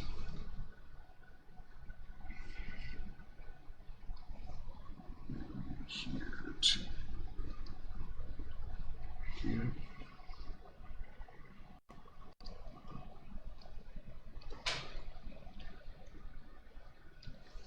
Here, maybe. Yeah. That's kind of cool.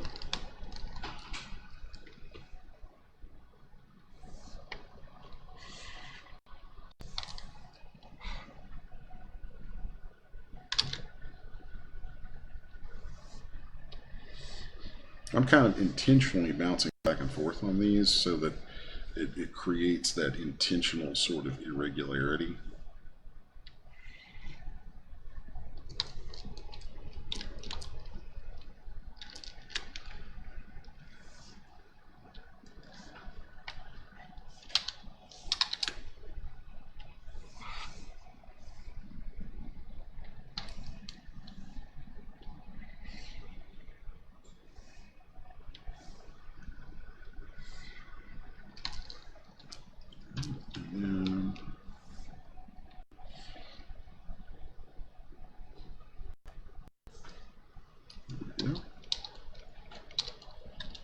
There we have all of our stitching.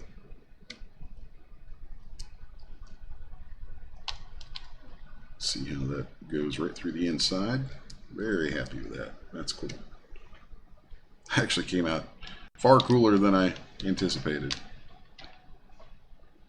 Let's see. No, that's on polygon actions. I don't want that. Ah! Okay, insert. There we go. This one right here didn't get quite enough resolution. All right. Now then, let's take all of these, polygroup them. Now I'm going to go back to my original group right here, expand that out and let's mask it. What that's going to let me do is come around and kind of just tap with a smoothing command so we get this little bit of a stretch, a little tension pull in the ropes. It's also going to make it easier to edit some of these ropes.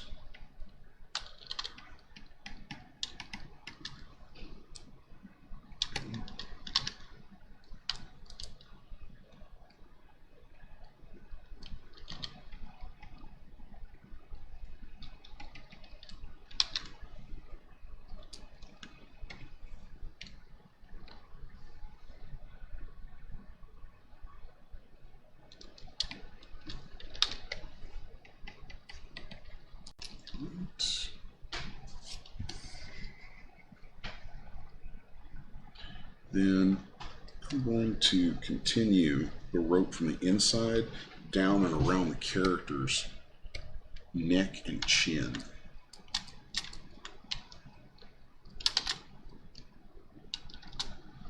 So let's bring up.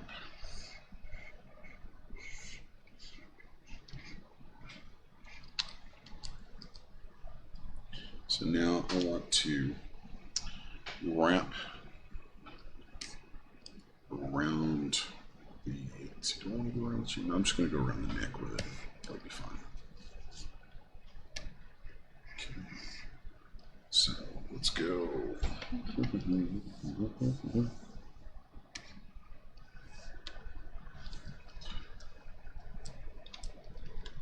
Let's come here. I'm just going to add some of these.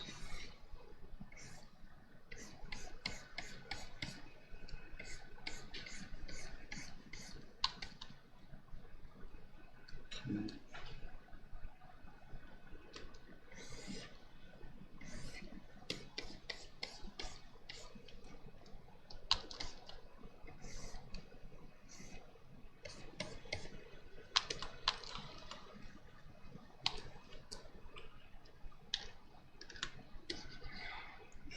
I'm going to take this one and pull it up here, this. That way I've got that kind of oriented up into the direction I want. Now let's just tap so that we get those. Okay. And then I'm going to, let's see, get this, it's going to connect here.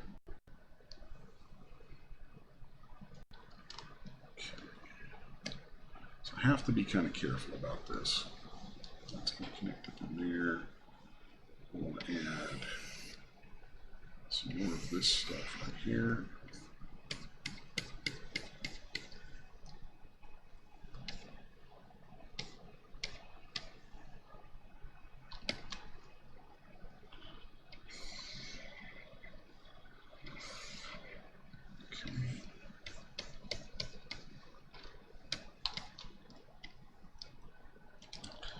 So these are all going to end up becoming some pretty clean little ropes.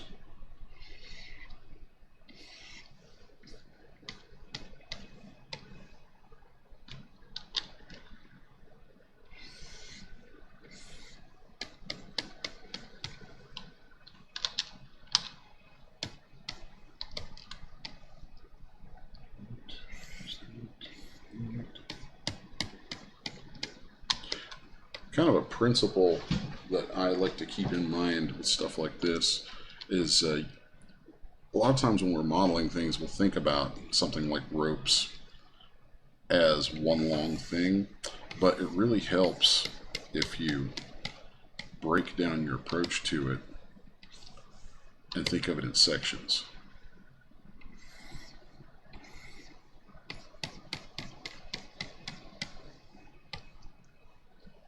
Okay, so now I have all these different sections here.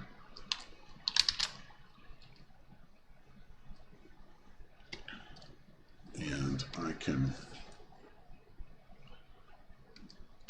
come through and just start deleting these end quads.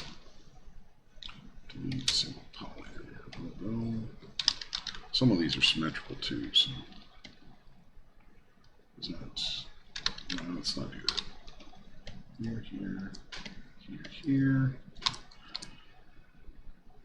And then we can bridge. Let's keep it interesting. We'll do some overlapping bridging.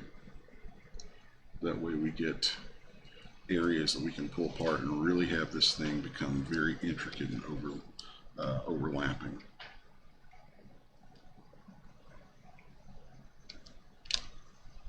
Sometimes I'll just be able to use the Q mesh to make a connection. I don't use Q mesh very often, but every once in a while it can be useful.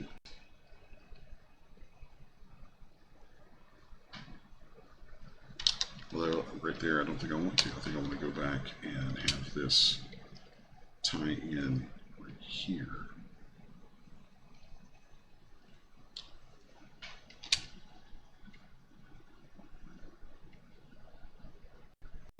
Like that.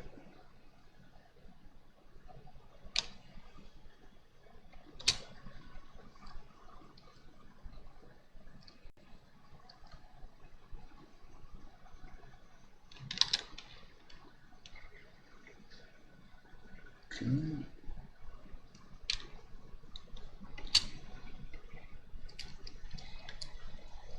So here you can see, I mean, we're getting a nice, really complex shape out of that.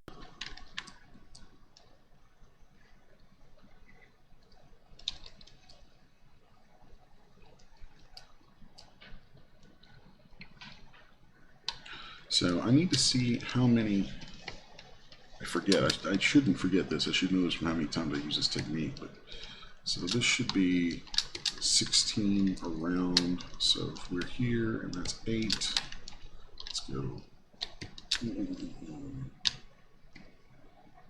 insert 1, 2, 3, and 4. It's 12. What was this? 16. Which one of these I'm missing? Oh, right here.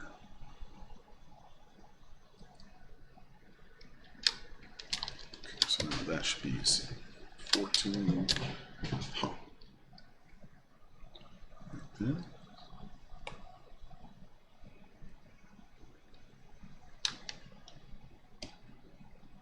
Is that 20? Something's not right there. Let's try this a little differently.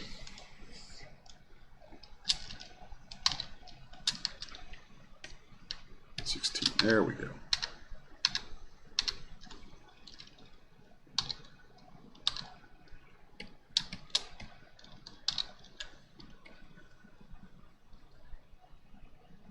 Yeah, that's more like it. That's more what I'm looking for. Okay, and then if I turn my symmetry back on, I should be able to grab right like that. Okay, I'm going to delete the hidden layer. And then we're going to connect from here to here.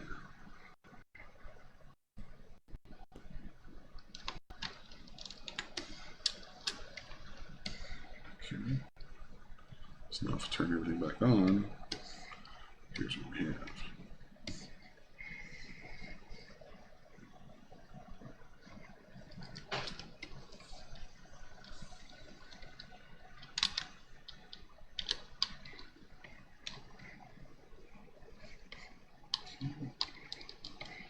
It's going to come over here.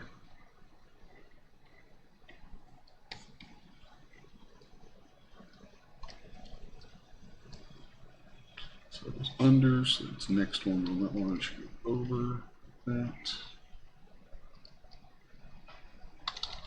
I think I'm going to pull that all the way up here. Oh, looks like Brent's back. I'm back in action.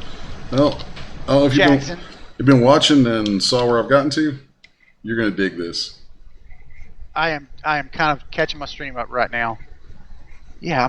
Oh yeah. Don't cool. they have doctors for that? Cool. It sounds like a personal problem. It does. It does. Looks like you're making a kind of a Batman-inspired scarecrow mask a little bit. Nah, not really. What's that character? The is it the Scarecrow? There's Scarecrow in Batman. Scarecrow throughout the history of Batman has had a lot of different takes on him too, a lot of different masks and looks. I actually feel that Scarecrow is probably one of the most poorly used Batman villains. Poorly and underused, just criminally so. I love that character. I like the fact that when they're you establish the conceit that your character is having hallucinations, you're free to do anything, right? Yeah. Oh yeah. That just makes it fun. You know, you can do all kinds of artsy crap with it. That's just a blast. So let's that. Yeah, while you're gone, I got the topology on this all done up, and it's under, and we're going to go over right here. This is just me. I get super weirdly tedious with things like ropes and stuff, and getting this stuff kind of worked out so that it. And I tell you, you don't even know. Like I think you take your skill set for granted, because I think if anybody, folks would feel like they had really accomplished something if they were proficient enough with ZBrush to make one really good item of clothing per month.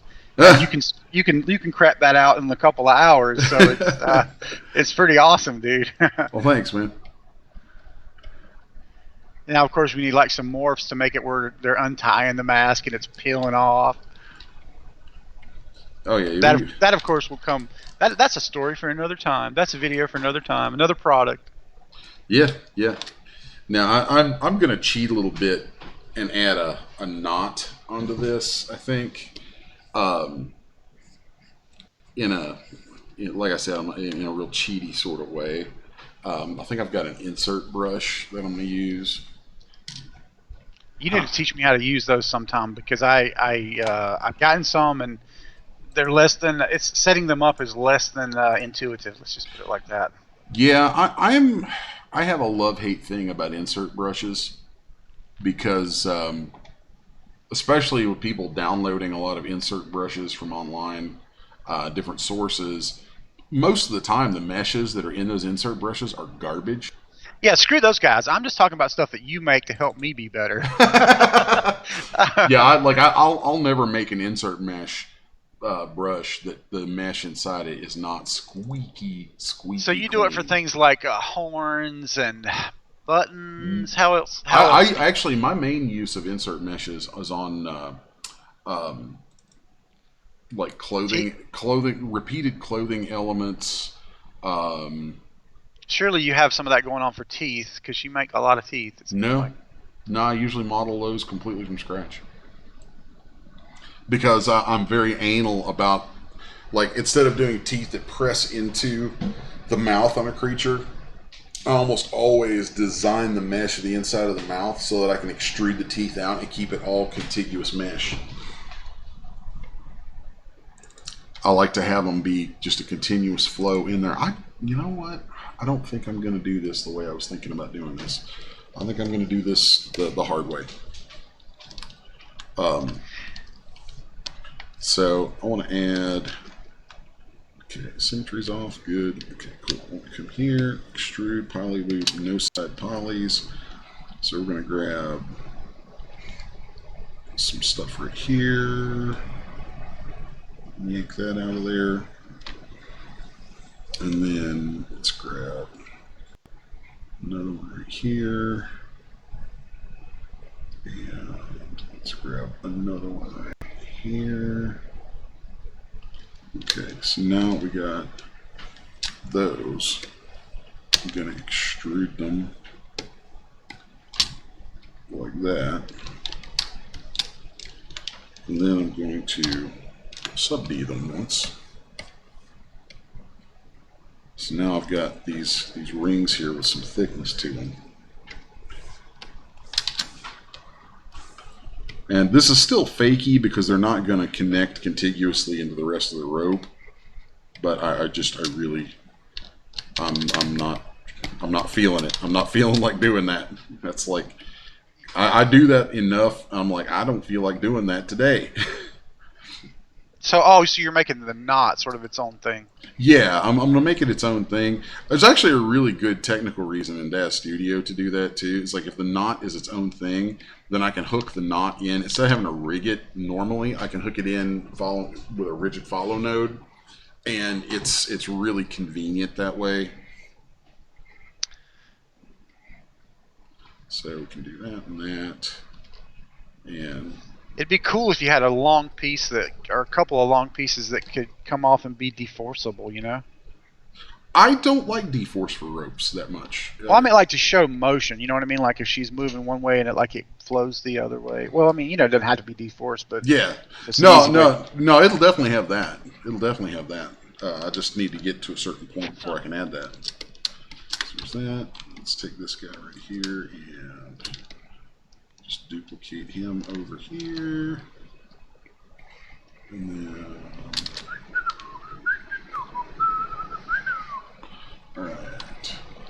really just want to kind of wrap these up around each other a bit so that it gets, like, you can fake knots so easily.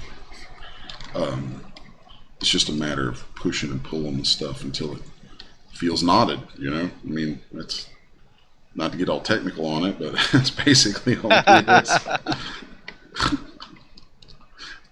All right. Hey, I got a question for you. If that's nacho cheese, whose is it? Too much. Too easy, as they say. Yeah.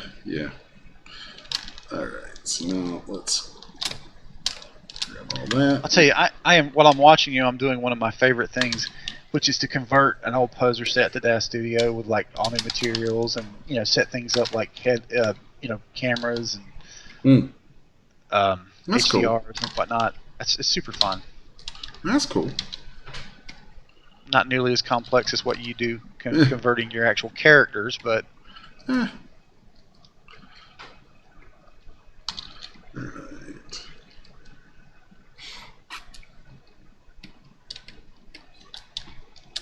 Okay, I feel pretty good about that.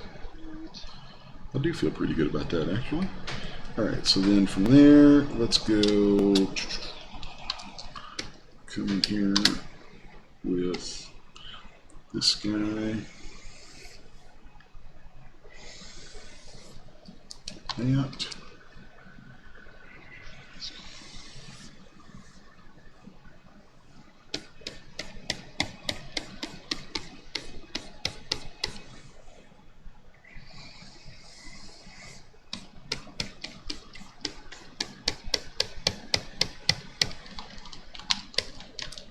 Let's see, that's what I thought. I thought I had something wonky right in there.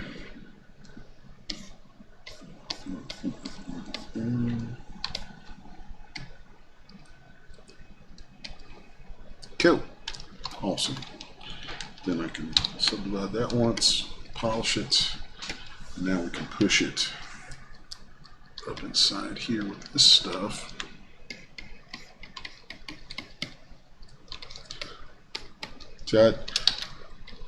This is like creating fakey knots is I don't know. It just doesn't seem like it's one of those things that I know people kind of struggle with, but there's some strategies you can use to it that make it go really fast, really easy.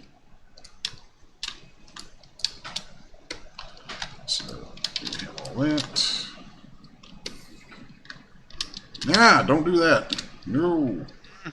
Dynamesh can be evil sometimes. a Dynabitch. Sometimes you got that Dynamesh thing turned on, and you accidentally re-Dynamesh something that has a topology that you were building, and it's like, no, don't do that. That's horrible. All right. Here we go. Much as I love fish, it's not something that I ever want to be microwaved in my work area.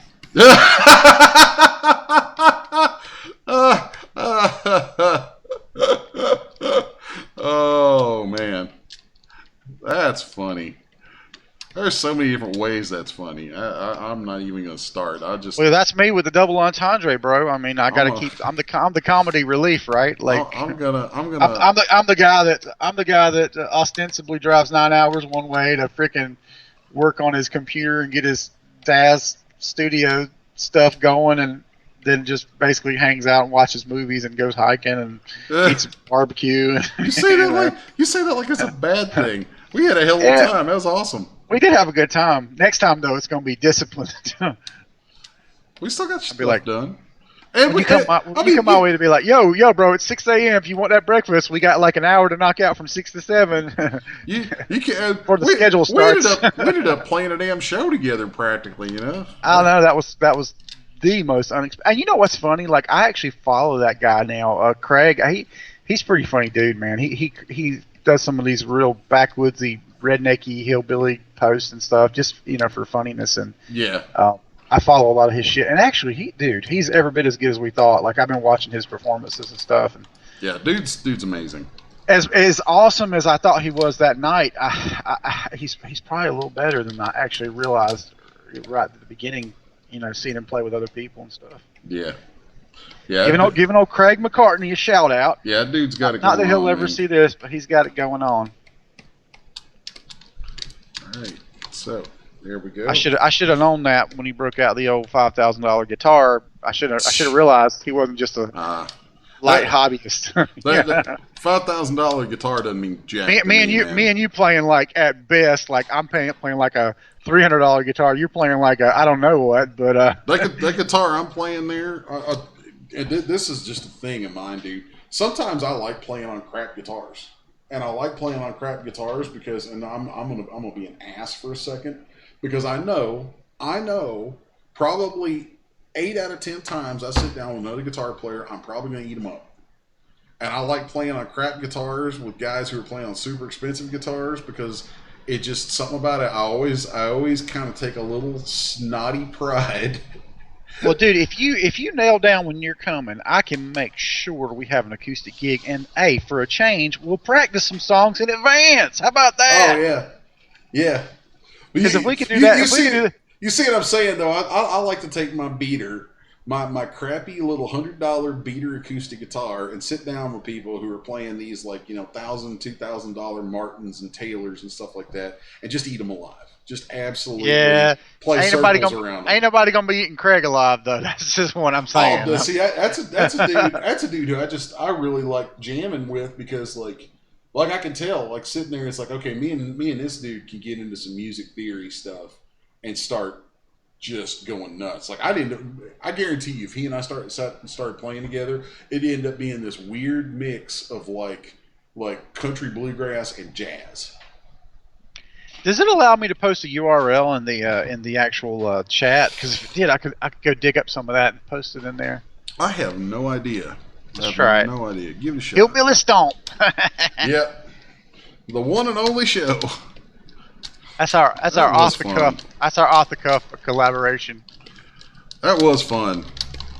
Like, yes, it was. I enjoyed that like way more than the stuff we ever do together with Art Junk. Honestly, like well, it was so unexpected, and then honestly, when you're like, I got an open jam, I was like, well, let's go check it out. I wasn't expecting nothing, and then I get this freaking grand stage at the kind of like at the bottom of this long, stairway well going down, and the pictures looked epic because it actually was epic. There weren't a ton of people there, but you couldn't tell that from the video. It was super cool, man. Yeah, that was good stuff. That was I feel like had I brought and I didn't bring my nice guitar. If I'd have brought my Martin, that would have been better. Of course, then we had to get up and listen to old boy play like a whole set out of tune. That was kind of a downer. It was funny though, man. It was funny, and he was giving it hell. He was trying his best. I kind of appreciated that, I mean, I tend to be a very polished player, but sometimes I just dig it when you got somebody who is just as rough and raw as that little guy was. But man, he gave it hell. It's like, you go, buddy, Here we go. I got one. I'm gonna copy this link and see if I can paste it into the window. This is us doing Thin Lizzy's Fool's Gold, which I think you had just learned. Yeah, I'd never played that before in my life. Copy video. Actually, I had never heard that before. You played it for me, and then we turned around and played it that night. Well, it's not really conducive to acoustics, but we made it. Like that was kind of the cool thing about it. So I just pasted the link in if you want to check it out, Cherie, or anybody that watches this on playback. That was super fun. I had the bush beard going on there, buddy. I was like freaking Grizzly Adams. You had your Swami look going on. With that little ball tied back on your head. There's your little head ball. Head ball. Samurai knot's what I call it. So I call it a head ball. That's a head ball. That's what you call it. I call it a samurai knot. Damn it! I'm sticking to it. Dude, that's what Janice over here, man. She puts her hair up in a little ball on top of her head like that all the time. And I'm like, oh, head ball. You get your head ball. A little head ball. And I can't help it. Like whenever I see that, I just have to like pat it. I'm like a cat with that little ball on her head. I just start batting it back and forth because it just kind of goes boing, boing. It's funny as hell. Like head ball. It tears me up every time. Oh man. Every day I write the book. All right, I'm gonna save this, and I'm actually about to wrap this up and cut out as soon as I get some basic UVs shot on here. Good, because I got another meeting at 12:15. Yeah, well, I got some things I got to take care of. So, I'd say this is going to make a trip through Maya to get these UVs worked out. Have you made it? Have you given it? Not that I expect you to divulge proprietary information, but have you given any more thought to your Christmas season creations? Not yet. Not yet. I figure I'm probably going to sit down and work that out. I'll probably have a plan together on that Monday or Tuesday. So, man, I really dig this. This actually came out far cooler than I expected to. I just, it's remind me that when we talk offline, that I have a concept for your Christmas work. I just want to bounce off of you. Okay. Remind me of that. Cool. Because it's not something I would want to let the glommers on, which you have plenty of here, but it's pretty freaking awesome. Well, I think I'm going to put a pin in this because the UVs on the ropes, I'm going to finish those out in Maya. I just like something like that. UV Master is great for getting it started, but it really kind of sucks for trying to finish those kind of UVs out. And I've got a process in Maya that is just lightning fast for doing that, and I don't really feel like getting into that right now. So, but yeah, the rest of this is sitting there with the UVs and everything on it. It's all set up, and so I'm gonna, I think I'm gonna hop off here and go tend to the things I have to tend to, and then probably, I don't know, tonight or tomorrow, sometime before the weekend's out, I will get this together, and I think we need to talk about a way to distribute this, because as I look at this, it's actually something I'd like to sell. I was thinking the same thing. I didn't want to say it because you mentioned freebie, but as I look at this, nice. As I look at this, what I think I want to do is, this will be kind of tricksy of me, but I'm cool with this. So okay, this is real deep into this stream, into this. I guess people are calling these podcasts now. I don't know. I'm out of touch. I don't care. But so here's the deal. I'm gonna finish this out over the weekend, and we're gonna put this out at Rendo. This is gonna go up at Rendo. This is gonna be my Halloween product at Rendo. It'll be for G8 female, and then there'll be one for G8 male. There'll be two kits, right? If and this is me speaking to all you viewers, if you are watching this and you get to this point in the video, okay, I'm going to give you a code word that you can message or email me with if you would like a free copy of this. And the code word is Stitchhead. So there. If you have made it this far in the video, the code word is Stitchhead. If you want this guy for free, want this stuff for free right here, message me with Stitchhead. Now, make sure that you like and share and especially subscribe. I know you got to subscribe, and nowadays, like, they've got the little bell thing. You got to subscribe and hit the little bell to get notices when we do new videos and stuff like that. So make sure you do that. So yeah, there's the way that you'll be able to get this for free is Stitchhead. So there's that. So hopefully some folks watch this, and I don't know. And if you're somebody who someone says, hey man, this thing is really cool, you can go get it for this. Somebody tells you the word and you send it to me or whatever and you get it. That's fine too. That's fine. But don't be a jerk. Actually watch the videos and come, subscribe to things and do all that kind of stuff. So a little bit of an honor system there, but I'm cool like that. So anyway, anything you want to drop on our viewers before we take off? No, I guess we'll have a couple more weeks before Halloween. No, we'll have one more stream before Halloween. So next week will be the definitive Halloween suite, which hopefully we'll be able to review some more promo art because we got a big response from that last time. Nice. From the people doing the art, actually. And we will review at least 2 galleries from Simpatico and probably 2 as well from Extreme 3D render groups next week. And then actually probably it would be a good time to show you guys all the Halloween-y related products, which we've got a pretty stacked storefront full of those this year. So, you know, this one and the other stuff that I'm DCR setting up in the background, which you've seen a little Telltale building or experimenting with from previous videos. So I would just say, if you're into the darker stuff that you do and I publish, so yeah, be here next Friday. I guess ostensibly at 2 p.m., but we'll see. We haven't made that date in a while. That time in a while. This is 2 weeks we've missed the Friday afternoon date, but you know things happen. It's a crazy time of year for me too. This time of year is always kind of weird. I end up with lots of stuff going on. But we'll try. We're going to shoot for next Friday at 2 p.m. for the live stream. But yeah, I think that should work. I can't think of any reason right now that it wouldn't. So anyway, that's going to close it for today, folks. Thanks for watching. Remember, Stitchhead, send me a message. PM me on Facebook. You can send me a message on Facebook, Instagram, or email sixus1media@gmail.com. And any of those places, or if you send it to Brent, send it to Brent, any of his places, you know, Disciple 3D, Graybro, all that cool stuff. And so yeah, send Stitchhead to either of us, and we'll get you a free copy of this. Otherwise, yeah, that's going to close it up for today. We'll see you folks next week, and till then, you know, keep making cool stuff, folks. Adios, amigos.